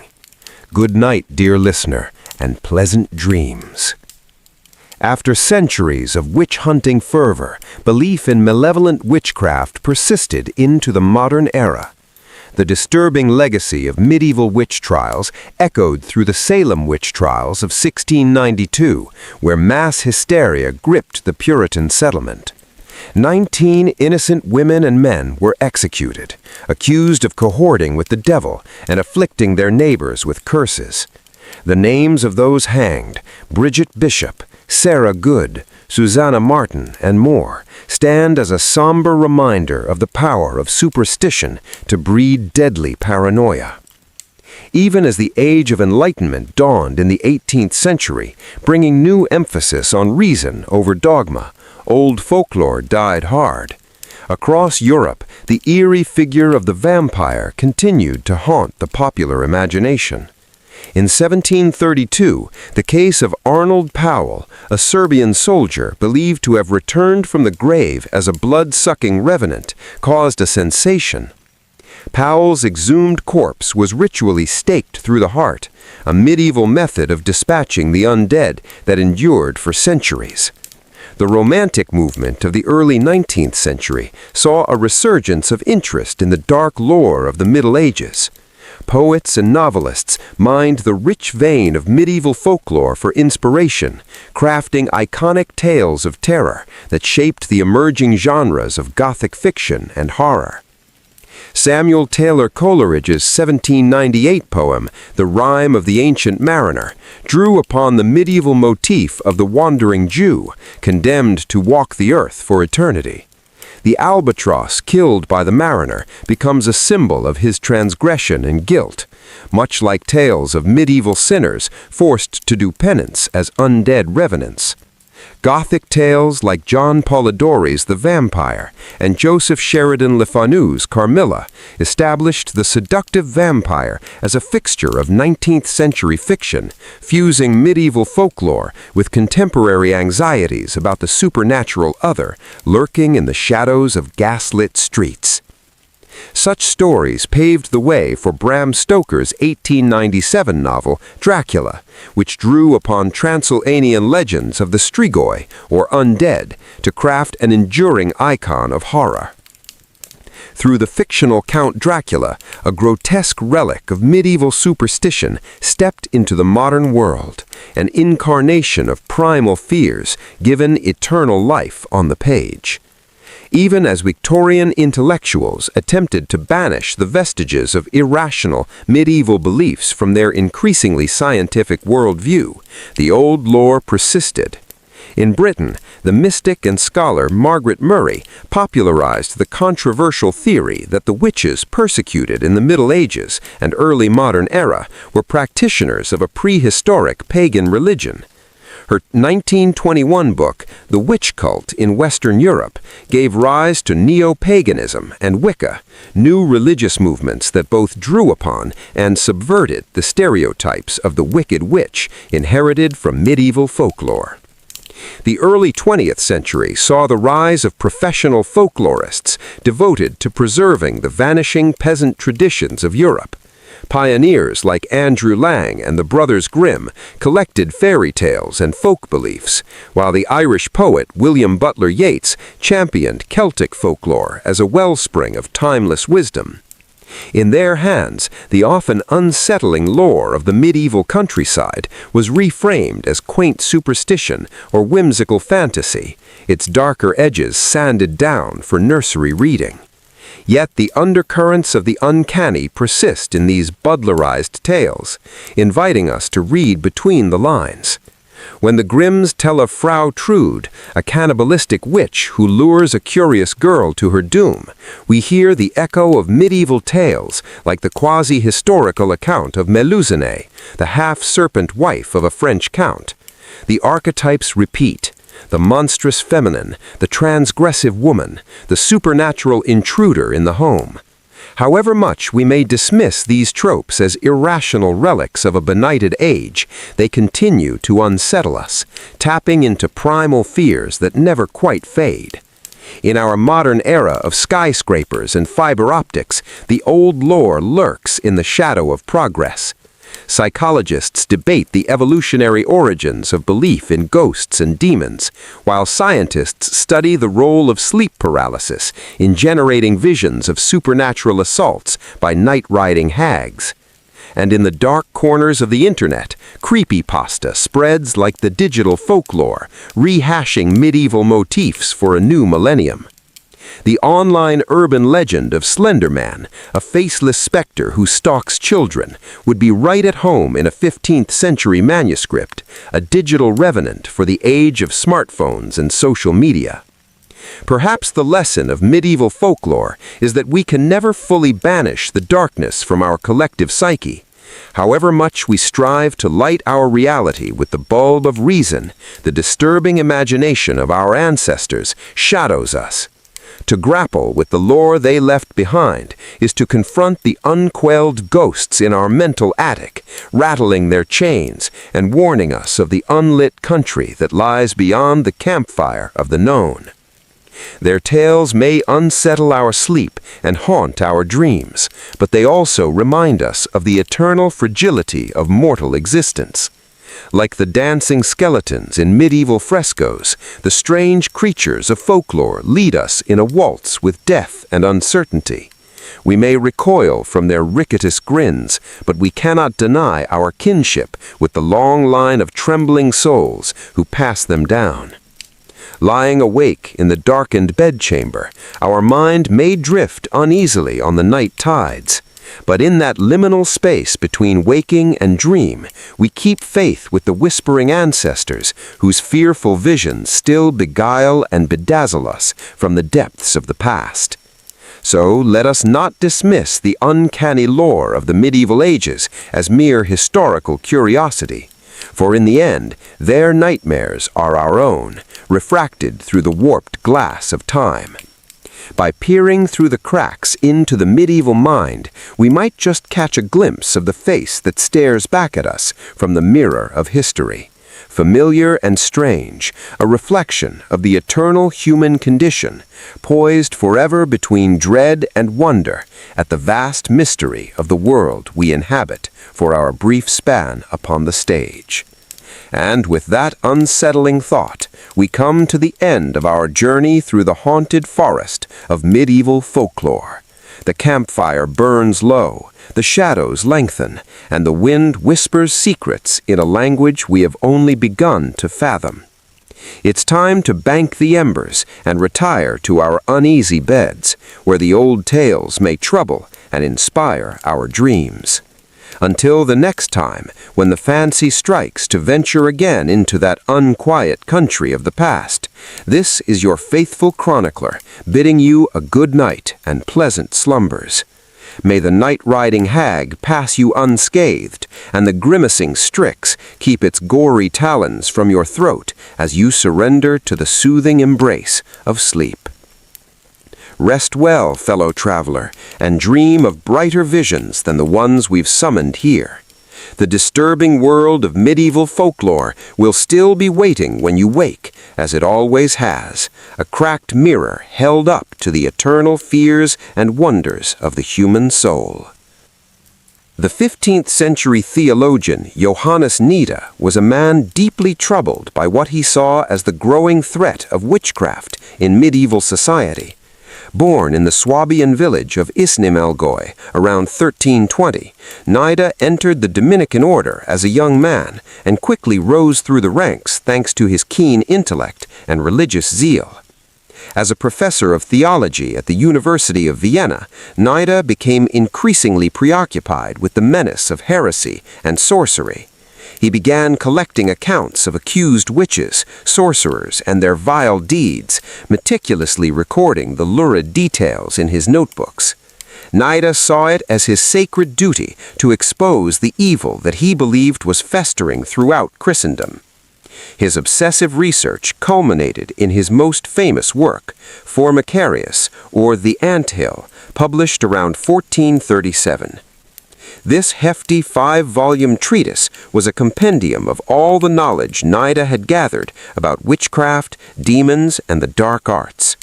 He chose the title as an allegorical reference to the industrious and orderly society of ants, which he held up as a model for the Christian community. Just as an anthill For midwives who worked as witches.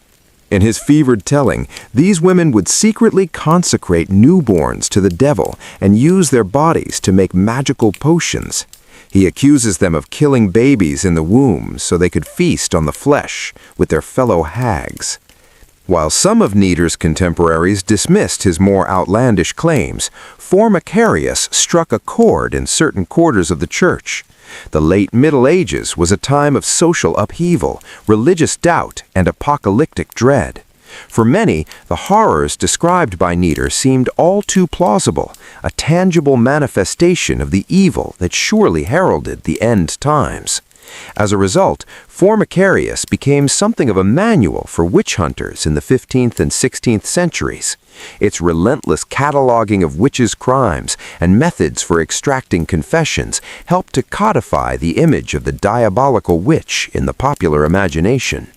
Inquisitors and judges consulted the book as they tried accused sorcerers, searching for the telltale signs of corruption that Nider had so painstakingly described. While Johannes Nider didn't live to see the full terrible impact of his work, he died of plague in 1438. His baleful influence lingered long after his passing. Formicarius planted the seeds that would sprout into full-blown witch hysteria in the coming centuries. The notion that witches were a vast, hidden threat working to undermine the very foundations of Christian society would be used to justify the torture and execution of untold thousands of people, most of them women. Of course, Nider was a product of his time, a man steeped in the superstitions and anxieties of the late medieval world. For him, witches were a very real and present danger, not simply the fantasies of a fevered mind. And yet, there's a disturbing relish in the way he describes their alleged crimes, a prurient fascination with the gory particulars of their evil. One can't help but wonder if Nieder didn't take a certain satisfaction in his self-appointed role as a soldier of Christ, battling the forces of darkness wherever they might lurk. In his mind, perhaps he was a noble crusader, a defender of the faith, bravely confronting the ultimate enemy. But from our modern vantage point, Nieder looks more like a tragic, even pathetic figure, a man so consumed by his own paranoia and righteousness that he could no longer distinguish fantasy from reality. In his zeal to cleanse the world of evil, he only succeeded in adding to its sum total of misery and suffering. It's a cautionary tale in many ways about the dangers of blind certainty and moral panic. When we allow our fears and prejudices to override our reason and compassion, even the most well-intentioned among us can become agents of cruelty and injustice. Johannes Nieder may have believed he was doing God's work, but in the end, his legacy is one of darkness, not light. He stoked the flames of a deadly superstition that would claim countless innocent lives and leave a lasting stain on European history.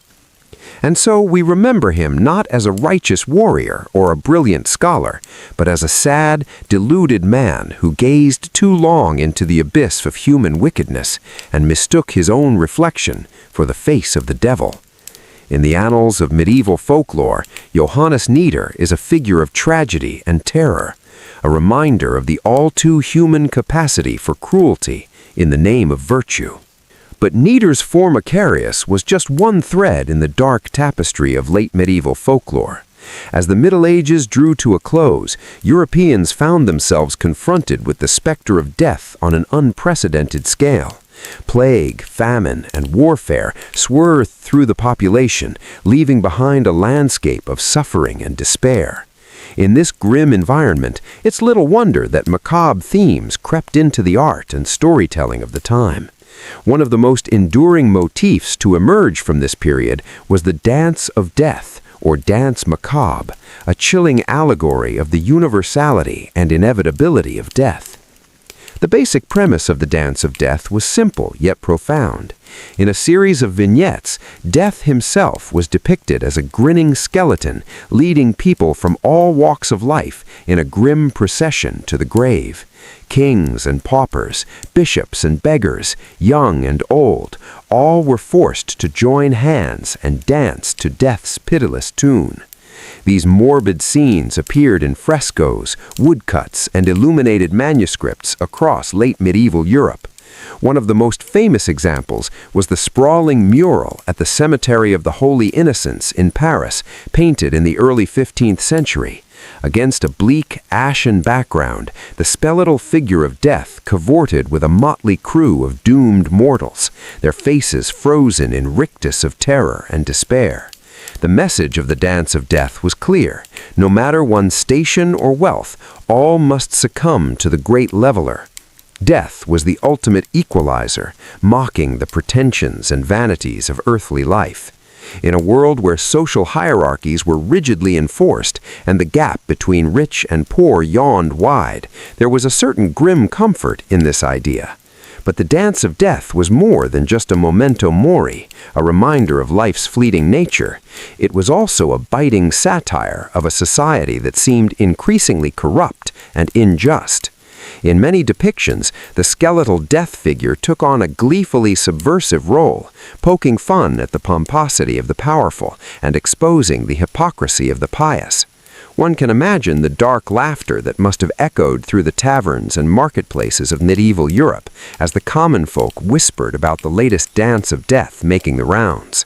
For a brief moment, the oppressed and downtrodden could revel in the idea that even the mightiest would one day be brought low, their worldly glories turned to dust and ashes.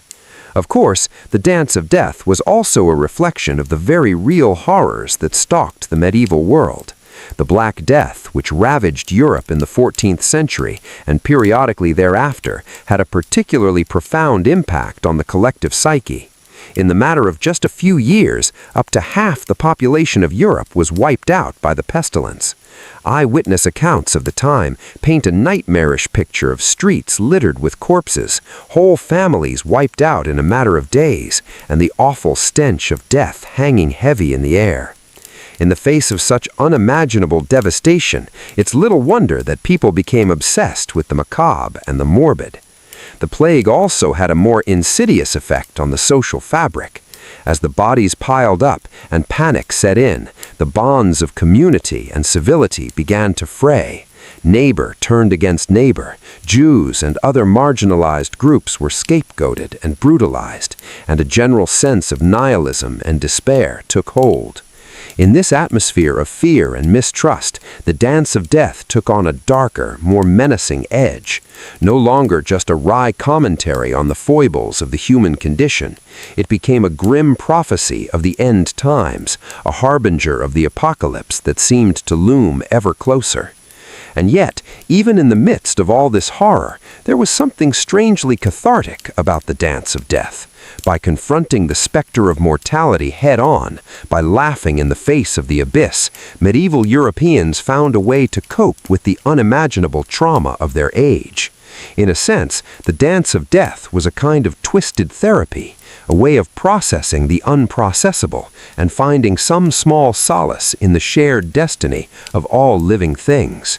It was a reminder that no matter how bleak and hopeless things might seem, we are all ultimately bound by the same fate.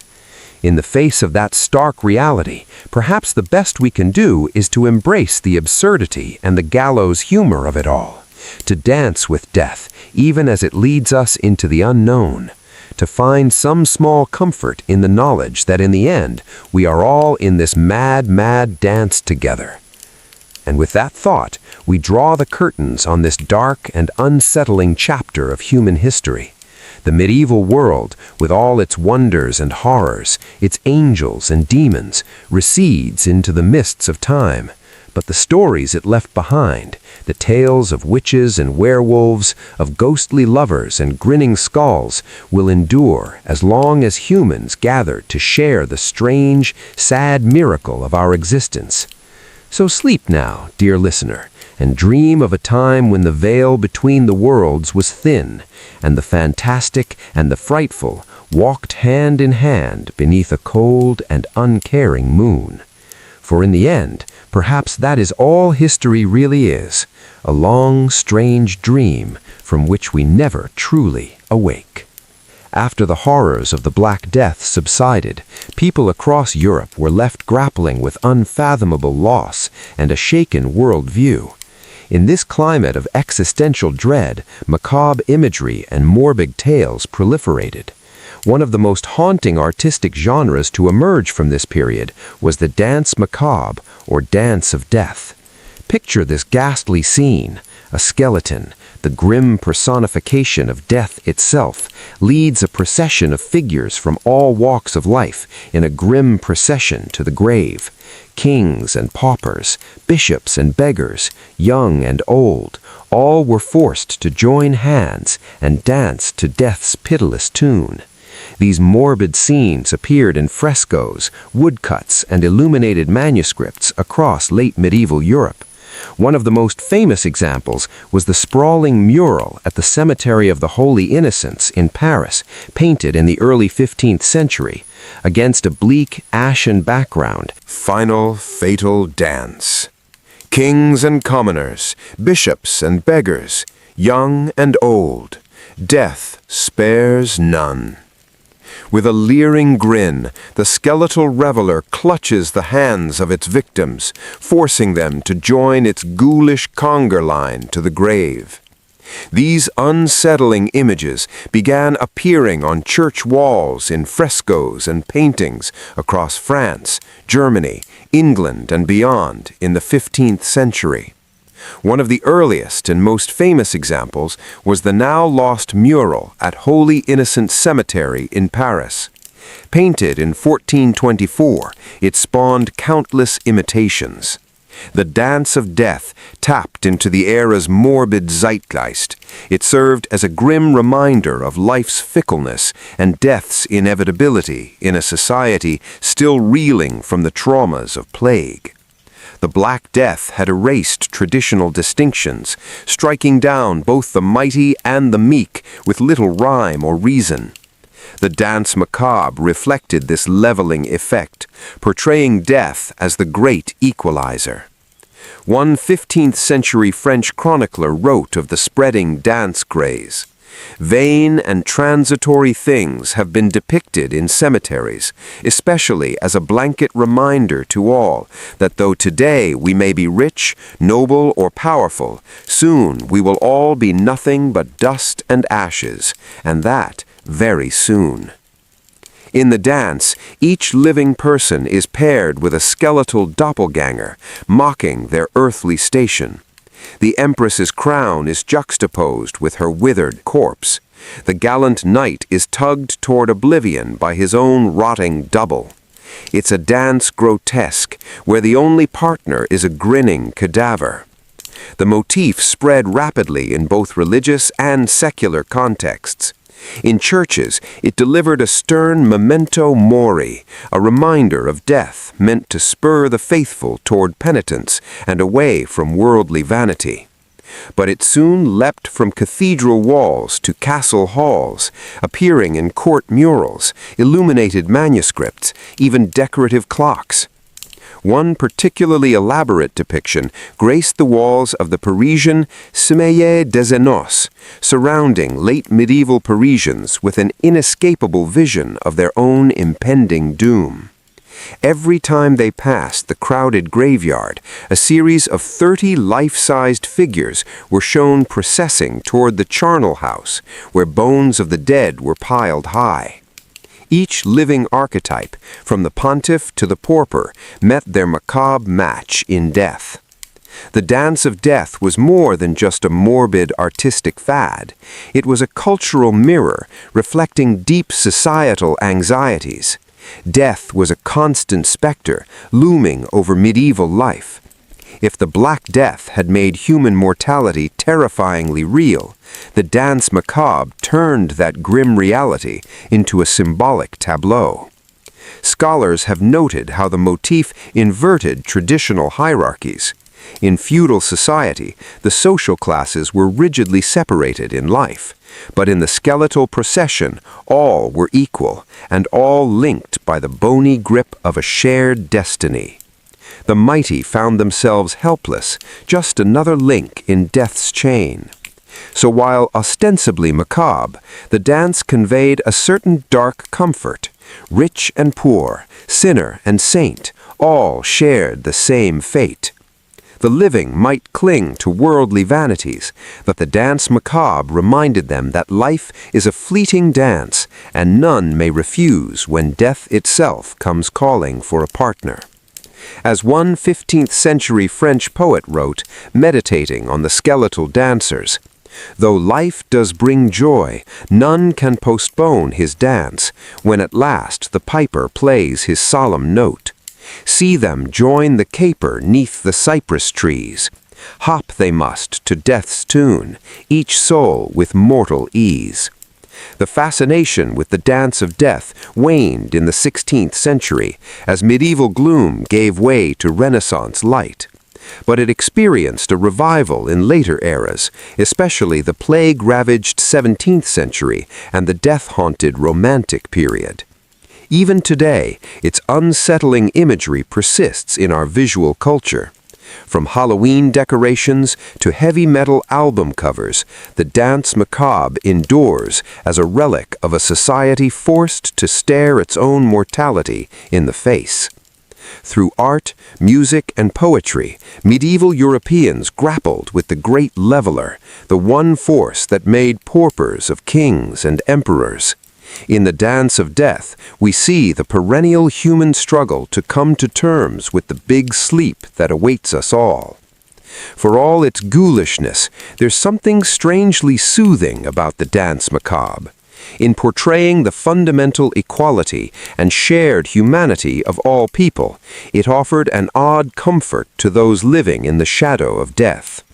Rich or poor, pious or profane, all mortals are linked by the grim grip of that final waltz into the eternal twilight.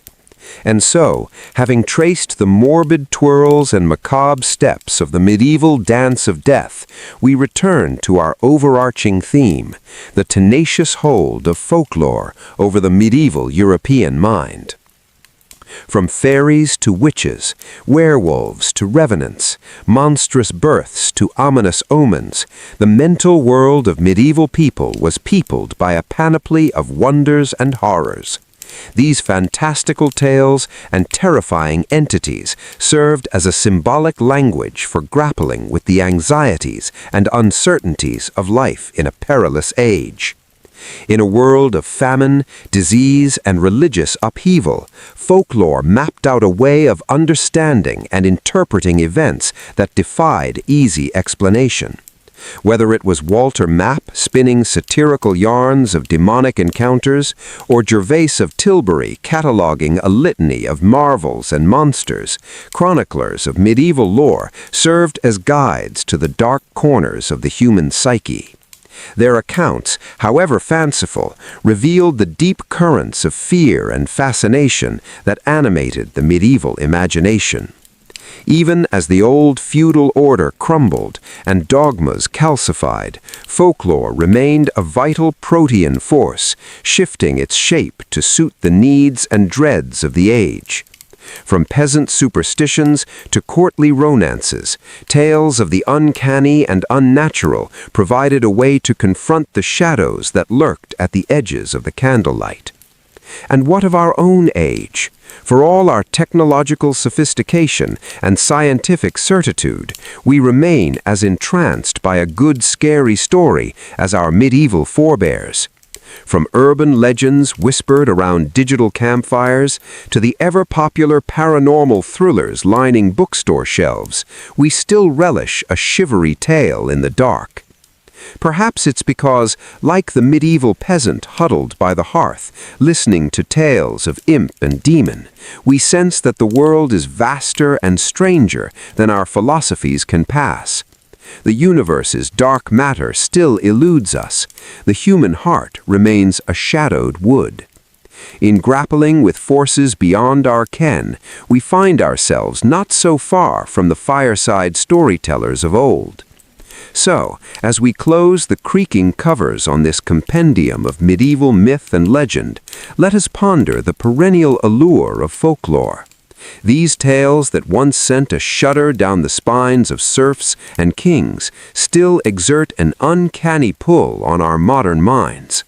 They remind us that for all our advanced learning, we still dwell in a world of wonders and horrors, a place where, in the immortal words of Hamlet, there are more things in heaven and earth than are dreamt of in our philosophy. May the monstrous, the marvelous, and the macabre forever lurk at the edges of our collective dreams, inviting us to ponder the shadows beyond the firelight.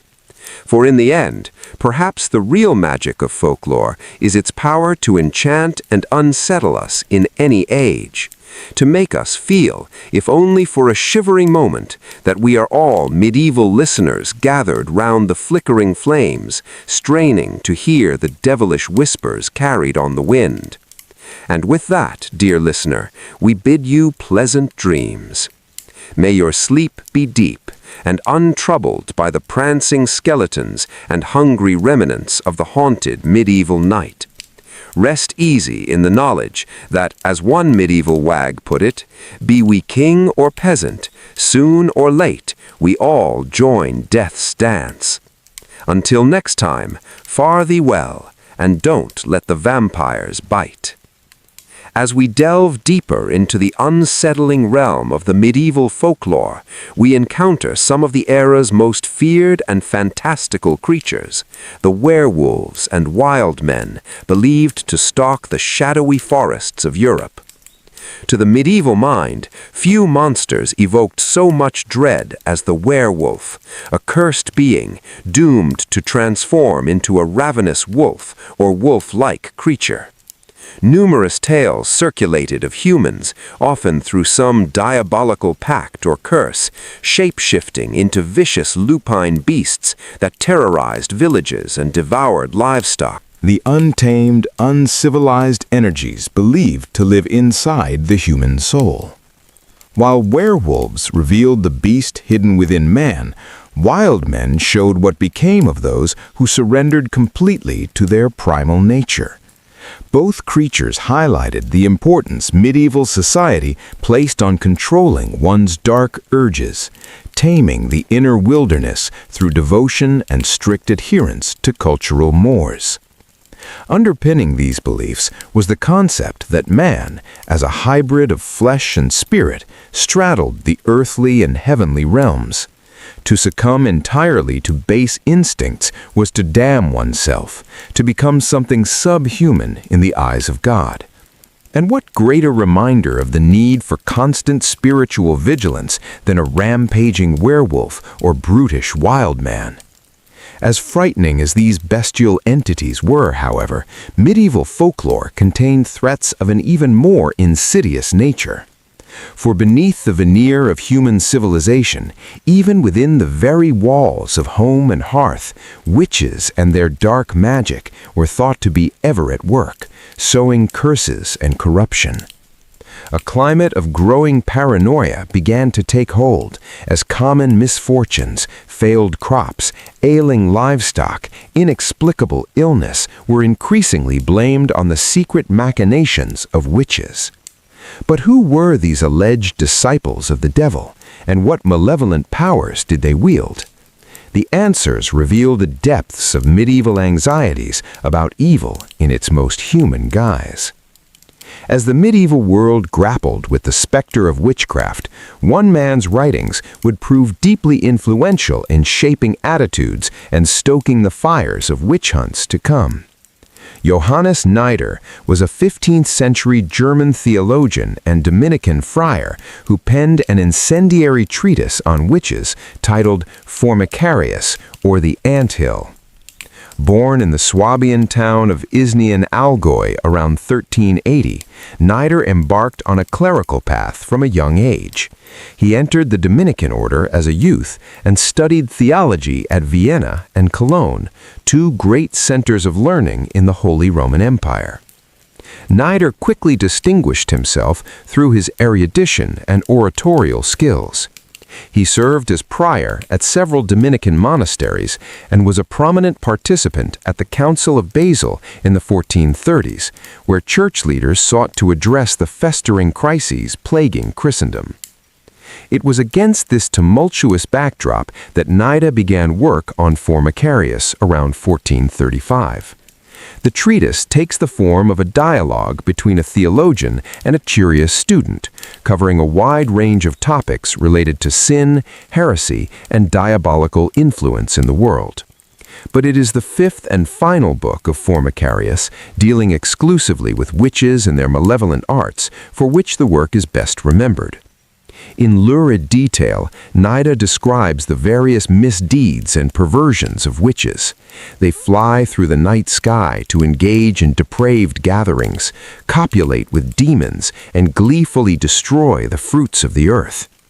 Nider relates how witches steal male genitalia, either physically or through illusion, and even devour children. Such sensational accounts were calculated to shock and unsettle the pious reader. Central to Nider's conception of witchcraft is the belief that these evildoers entered into a deliberate pact with Satan himself. In exchange for their devoted service and veneration, the devil granted witches the power to work their vile magic. This notion of the demonic pact would become a defining feature of the archetypal witch in the European imagination. Nider drew from earlier sources and anecdotes in compiling his dark portrait of witches. He cites the experiences of an inquisitor named Benedict, who had interrogated accused witches in the Savoy region of France. Under torture, these wretched souls confessed to all manner of obscene crimes and implicated others in their diabolical conspiracy. Such accounts lent a chilling air of authenticity to Nida's narrative. Though by no means the first to write about witchcraft, Nida's Formicarius crystallized many of the tropes and stereotypes that would fuel the witch hunts of the early modern era. His emphasis on the witch as a servant of Satan, endowed with infernal powers to harm the righteous, created a truly terrifying figure. If the devil's minions walked among us, ever ready to corrupt the faithful, then no measure was too extreme in rooting them out. Formicarius circulated widely in manuscript form and was printed in 1475, a decade after Nida's death. Along with later works like the infamous Malleus Maleficarum, it helped establish Dominican friars as zealous crusaders against the plague of witchcraft they saw festering across Europe. Nida's bleak vision of a world besieged by satanic forces resonated with authorities both secular and religious. Of course, the many innocents who fell victim to the witch hunts spurred by such fevered rhetoric can hardly be overlooked. Women, especially those on the margins of society, bore the brunt of the persecutions that swept Europe in the 16th and 17th centuries. The same morbid fascination with witches that made Formicarius a medieval bestseller would lead to untold suffering in the years to come. For all his erudition and moralizing tone, Nida comes across as a chronicler gripped by dark fantasies of vice and malevolence. His witches are larger-than-life villains, capable of the most grotesque deeds imaginable. In that sense, perhaps Formicarius tells us more about the anxieties and preoccupations of the late medieval clerical mind than it does about any real-life heretics. Nevertheless, Johannes Nider's Formicarius stands as a landmark text in the history of European witchcraft. Its potent blend of theological argumentation and sensationalist anecdote helped define the witch as the ultimate enemy of God and man. If the devil's minions walked among us, ever ready to corrupt the faithful, then no measure was too extreme in rooting them out. Formicarius circulated widely in manuscript form and was printed in 1475, a decade after Nida's death. Along with later works like the infamous Malleus Maleficarum, it helped establish Dominican friars as zealous crusaders against the plague of witchcraft they saw festering across Europe. Nida's bleak vision of a world besieged by satanic forces resonated with authorities both secular and religious. Of course, the many innocents who fell victim to the witch hunt spurred by such fevered rhetoric can hardly be overlooked. Women, especially those on the margins of society, bore the brunt of the persecutions that swept Europe in the 16th and 17th centuries. The same morbid fascination with witches that made Formicarius a medieval bestseller would lead to untold suffering in the years to come. For all his erudition and moralizing tone, Nida comes across as a chronicler gripped by dark fantasies of vice and malevolence. His witches are larger-than-life villains, capable of the most grotesque deeds imaginable. In that sense, perhaps Formicarius tells us more about the anxieties and preoccupations of the late medieval clerical mind than it does about any real-life heretics. Nevertheless, Johannes Nider's Formicarius stands as a landmark text in the history of European witchcraft. Its potent blend of theological argumentation and sensationalist anecdote helped define the witch as the ultimate enemy of God and man. If the devil's minions walked among us, ever ready to corrupt the faithful, then no measure was too extreme in rooting them out. Formicarius circulated widely in manuscript form and was printed in 1475, a decade after Nida's death. Along with later works like the infamous Malleus Maleficarum, it helped establish Dominican friars as zealous crusaders against the plague of witchcraft they saw festering across Europe. Nida's bleak vision of a world besieged by satanic forces resonated with authorities both secular and religious. Of course, the many innocents who fell victim to the witch hunts spurred by such fevered rhetoric can hardly be overlooked. Women, especially those on the margins of society, bore the brunt of the persecutions that swept Europe in the 16th and 17th centuries. The same morbid fascination with witches that made Formicarius a medieval bestseller would lead to untold suffering in the years to come. For all his erudition and moralizing tone, Nida comes across as a chronicler gripped by dark fantasies of vice and malevolence. His witches are larger-than-life villains, capable of the most grotesque deeds imaginable. In that sense, perhaps Formicarius tells us more about the anxieties and preoccupations of the late medieval clerical mind than it does about any real-life heretics. Nevertheless, Johannes Nider's Formicarius stands as a landmark text in the history of European witchcraft.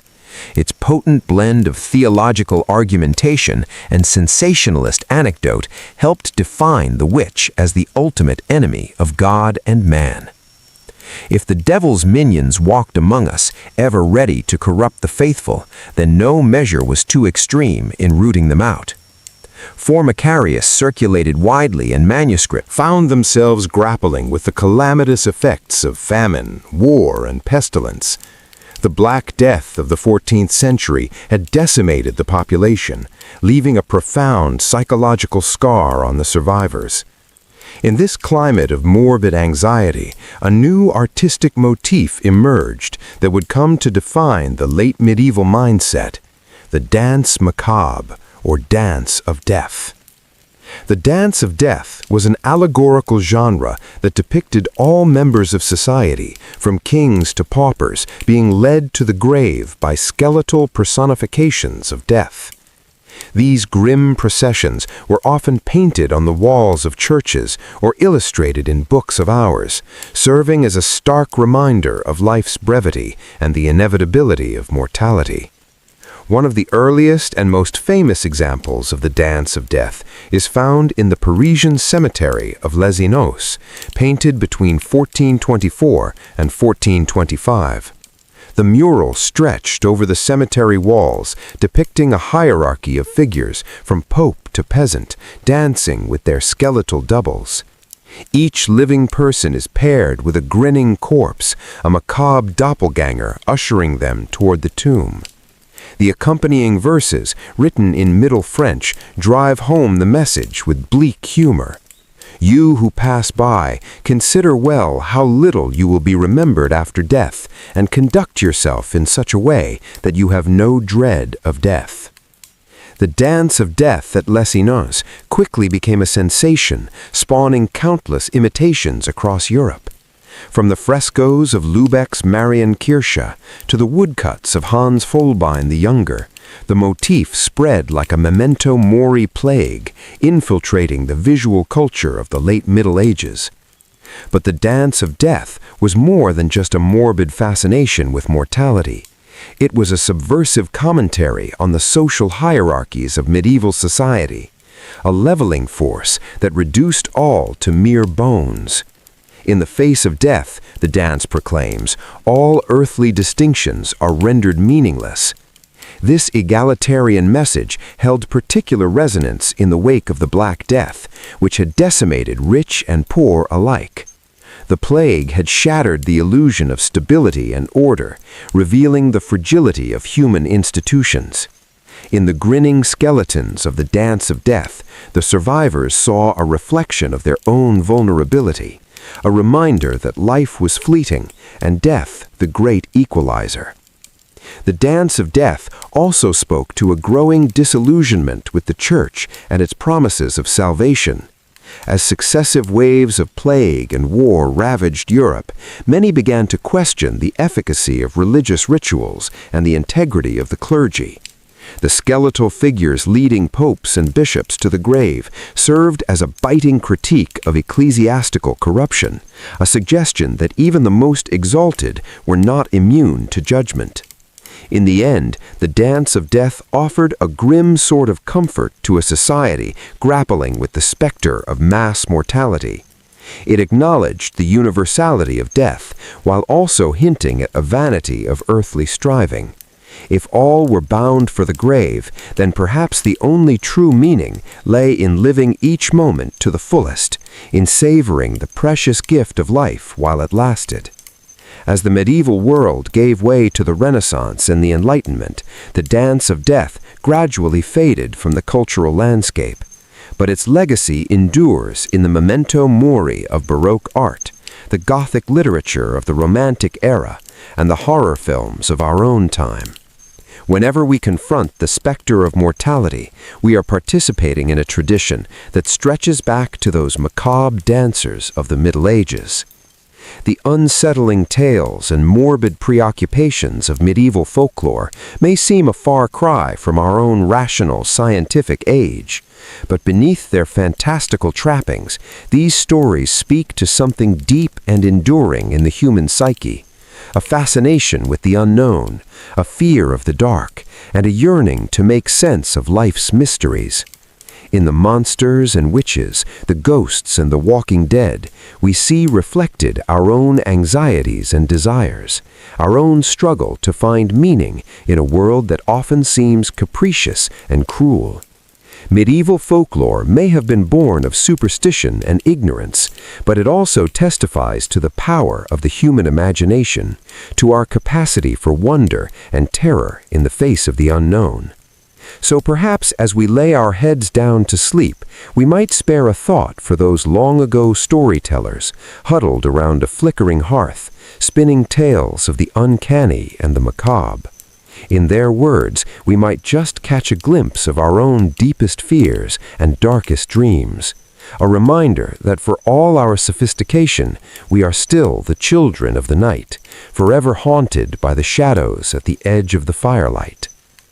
As we've seen, the obsession with witchcraft and malevolent magic grew increasingly intense in the late Middle Ages. Witch trials became disturbingly common as authorities sought to root out anyone suspected of practicing the dark arts. The methods used to determine guilt were often brutal and irrational. One particularly infamous test was the ordeal by water. The accused witch would be stripped naked, bound, and thrown into a body of water. If she sank, she was considered innocent, but if she floated, it was taken as a sign of her guilt. The twisted logic was that pure water would reject the tainted body of a witch. Of course, if the suspect drowned during this sadistic test, that was simply viewed as an unfortunate necessity. Other supposed signs of witchcraft included suspicious birthmarks, warts, or moles that were thought to be the marks of the devil. Examiners would prick these blemishes with needles, and if the accused didn't bleed or feel pain, it was another strike against them. Confessions were frequently extracted under torture, leading to forced admissions of flying on broomsticks, transforming into animals, or cavorting with demons. But even as fear of witches reached a fever pitch, there was still a thriving trade in magic of a more benevolent kind. Folk healers and wise women concocted herbal remedies and recited charms to cure ailments. Superstitious peasants carried talismans to ward off evil and hung protective herbs over their doorways. Love potions and good luck tokens were always in high demand. It all paints a picture of a world caught between faith and fear, where magic could heal or harm depending on the intent behind it. The lines between white magic and black magic were often blurred. An herbalist who cured a nobleman's illness might be praised as a skilled healer, while a beggar woman who muttered curses might be condemned as a wicked enchantress. One man who played a key role in codifying and spreading ideas about witchcraft was Johannes Niedera, a 15th-century German theologian. Niedera was a leading member of the Dominican order and a respected religious authority, but he's best remembered today for his lurid treatise on witches, a work called Formicarus, or the Anthill, written around 1437. In this influential text, Niedera relayed sensational accounts of witches' evil deeds that he claimed to have heard from witch hunters and confessed witches themselves under interrogation. His salacious accounts of these blasphemous rites and malevolent acts helped to crystallize the stereotypical image of the diabolical witch in the public imagination. Although belief in witchcraft had existed for centuries, Nidera compiled many of the accusations and tropes into a cohesive narrative. Formicarus painted a terrifying picture of a secret society of witches plotting against Christians with their devilish master. This hugely influential work was widely disseminated, stoking the fires of witch hysteria. Nidera's credulous repetition of outlandish confessions obtained under torture helped to validate and perpetuate the cruel practice of witch hunting. His grim depictions of witches as Satan's servants engaging in obscene acts fueled the moral panic about these alleged evildoers lurking in the midst of good Christian society. The legacy of Formicarus was to lend theological weight and learned authority to the persecution of suspected witches. Its impact endured long after Nidera's death in 1438. As the notion of a vast hidden witch cult took hold, the Inquisition and secular courts prosecuted alleged witches with renewed fervor in the following centuries. The witch trials that swept through early modern Europe, culminating in the notorious Salem Panic of 1692, had their roots in the fantastical accounts promoted by works like Nidera's. But witches weren't the only supernatural entities that stirred up paranoia in the medieval mind. The restless spirits of the dead were thought to roam the earth as well, haunting the living with their baleful presence. Tales of ghosts and revenants abounded, striking fear into the hearts of rich and poor alike. In the medieval Christian worldview, the dead were meant to remain in their graves until the day of judgment, when the righteous would be resurrected to enjoy eternal bliss, and the wicked would be condemned to the fiery pit. Any lingering spirit was thus suspect, a possible agent of the devil or a lost soul denied entry to heaven. Apparitions were more often regarded as omens. Account comes from William of Newburgh, a 12th century English chronicler. In his Historiam Anglicarum, William relates an incident that allegedly occurred in the town of Berwick. A vile man who had been buried there rose from his tomb and began roaming the streets after dark, calling out the names of his neighbors. Those who answered his summons promptly fell sick and died within 3 days. This went on for several nights until some brave townsfolk dug up the revenant's grave. Finding his bloated corpse inside, with fresh blood smeared on its shroud, they hauled the body out with hooks, hacked it to bits, and burned the grisly remains to ashes, finally laying the menace to rest. Such ghoulish rituals of dismemberment were thought to be the only sure way to keep a persistent revenant in its tomb. William's lurid tale highlights the morbid preoccupation with death and decay in the medieval psyche. At a time when disease was rampant, famine common, and violence a fact of life, death was an ever-present specter. The average life expectancy hovered around 30 years, and even those who survived to old age rarely made it past 60. Cemeteries filled up quickly, and mass graves became necessary in times of plague or war. Surrounded by so much mortality, it's little wonder that the medieval mind conjured up nightmarish visions of the unquiet dead. Ghosts and revenants embodied the disturbing notion that death was not always the end, that some remnant of the deceased might linger on in a horrible half-life. These unsettling entities blurred the line between the natural and the supernatural, the living and the deceased. The grim fixation on death found its ultimate expression in a common artistic and literary motif of the late Middle Ages, the dance of death, also known as the dance macabre. These eerie images depicted the figure of death as a grinning skeleton leading people from all walks of life in a grotesque conga line to the grave. Kings and commoners, bishops and beggars all linked hands as death played a macabre tune. The point of this morbid allegory was to remind viewers of death's inevitability and the ultimate equality it imposed on all. No matter how wealthy or powerful you were in life, death would come for you in the end, stripping away all earthly distinctions. The dance of death served as a stern memento mori, a warning not to become too attached to the fleeting pleasures of the world. These unsettling scenes adorned the walls of churches and cemeteries, their skeletal figures capering across fresco and carved into stone. Woodcuts and illuminated manuscripts brought the deathly dance into homes, a constant reminder of life's fragility. At a time when death was so omnipresent, art like this helped people to confront and process their profound anxieties about mortality. One can only imagine the impact these macabre masterpieces had on the medieval mind.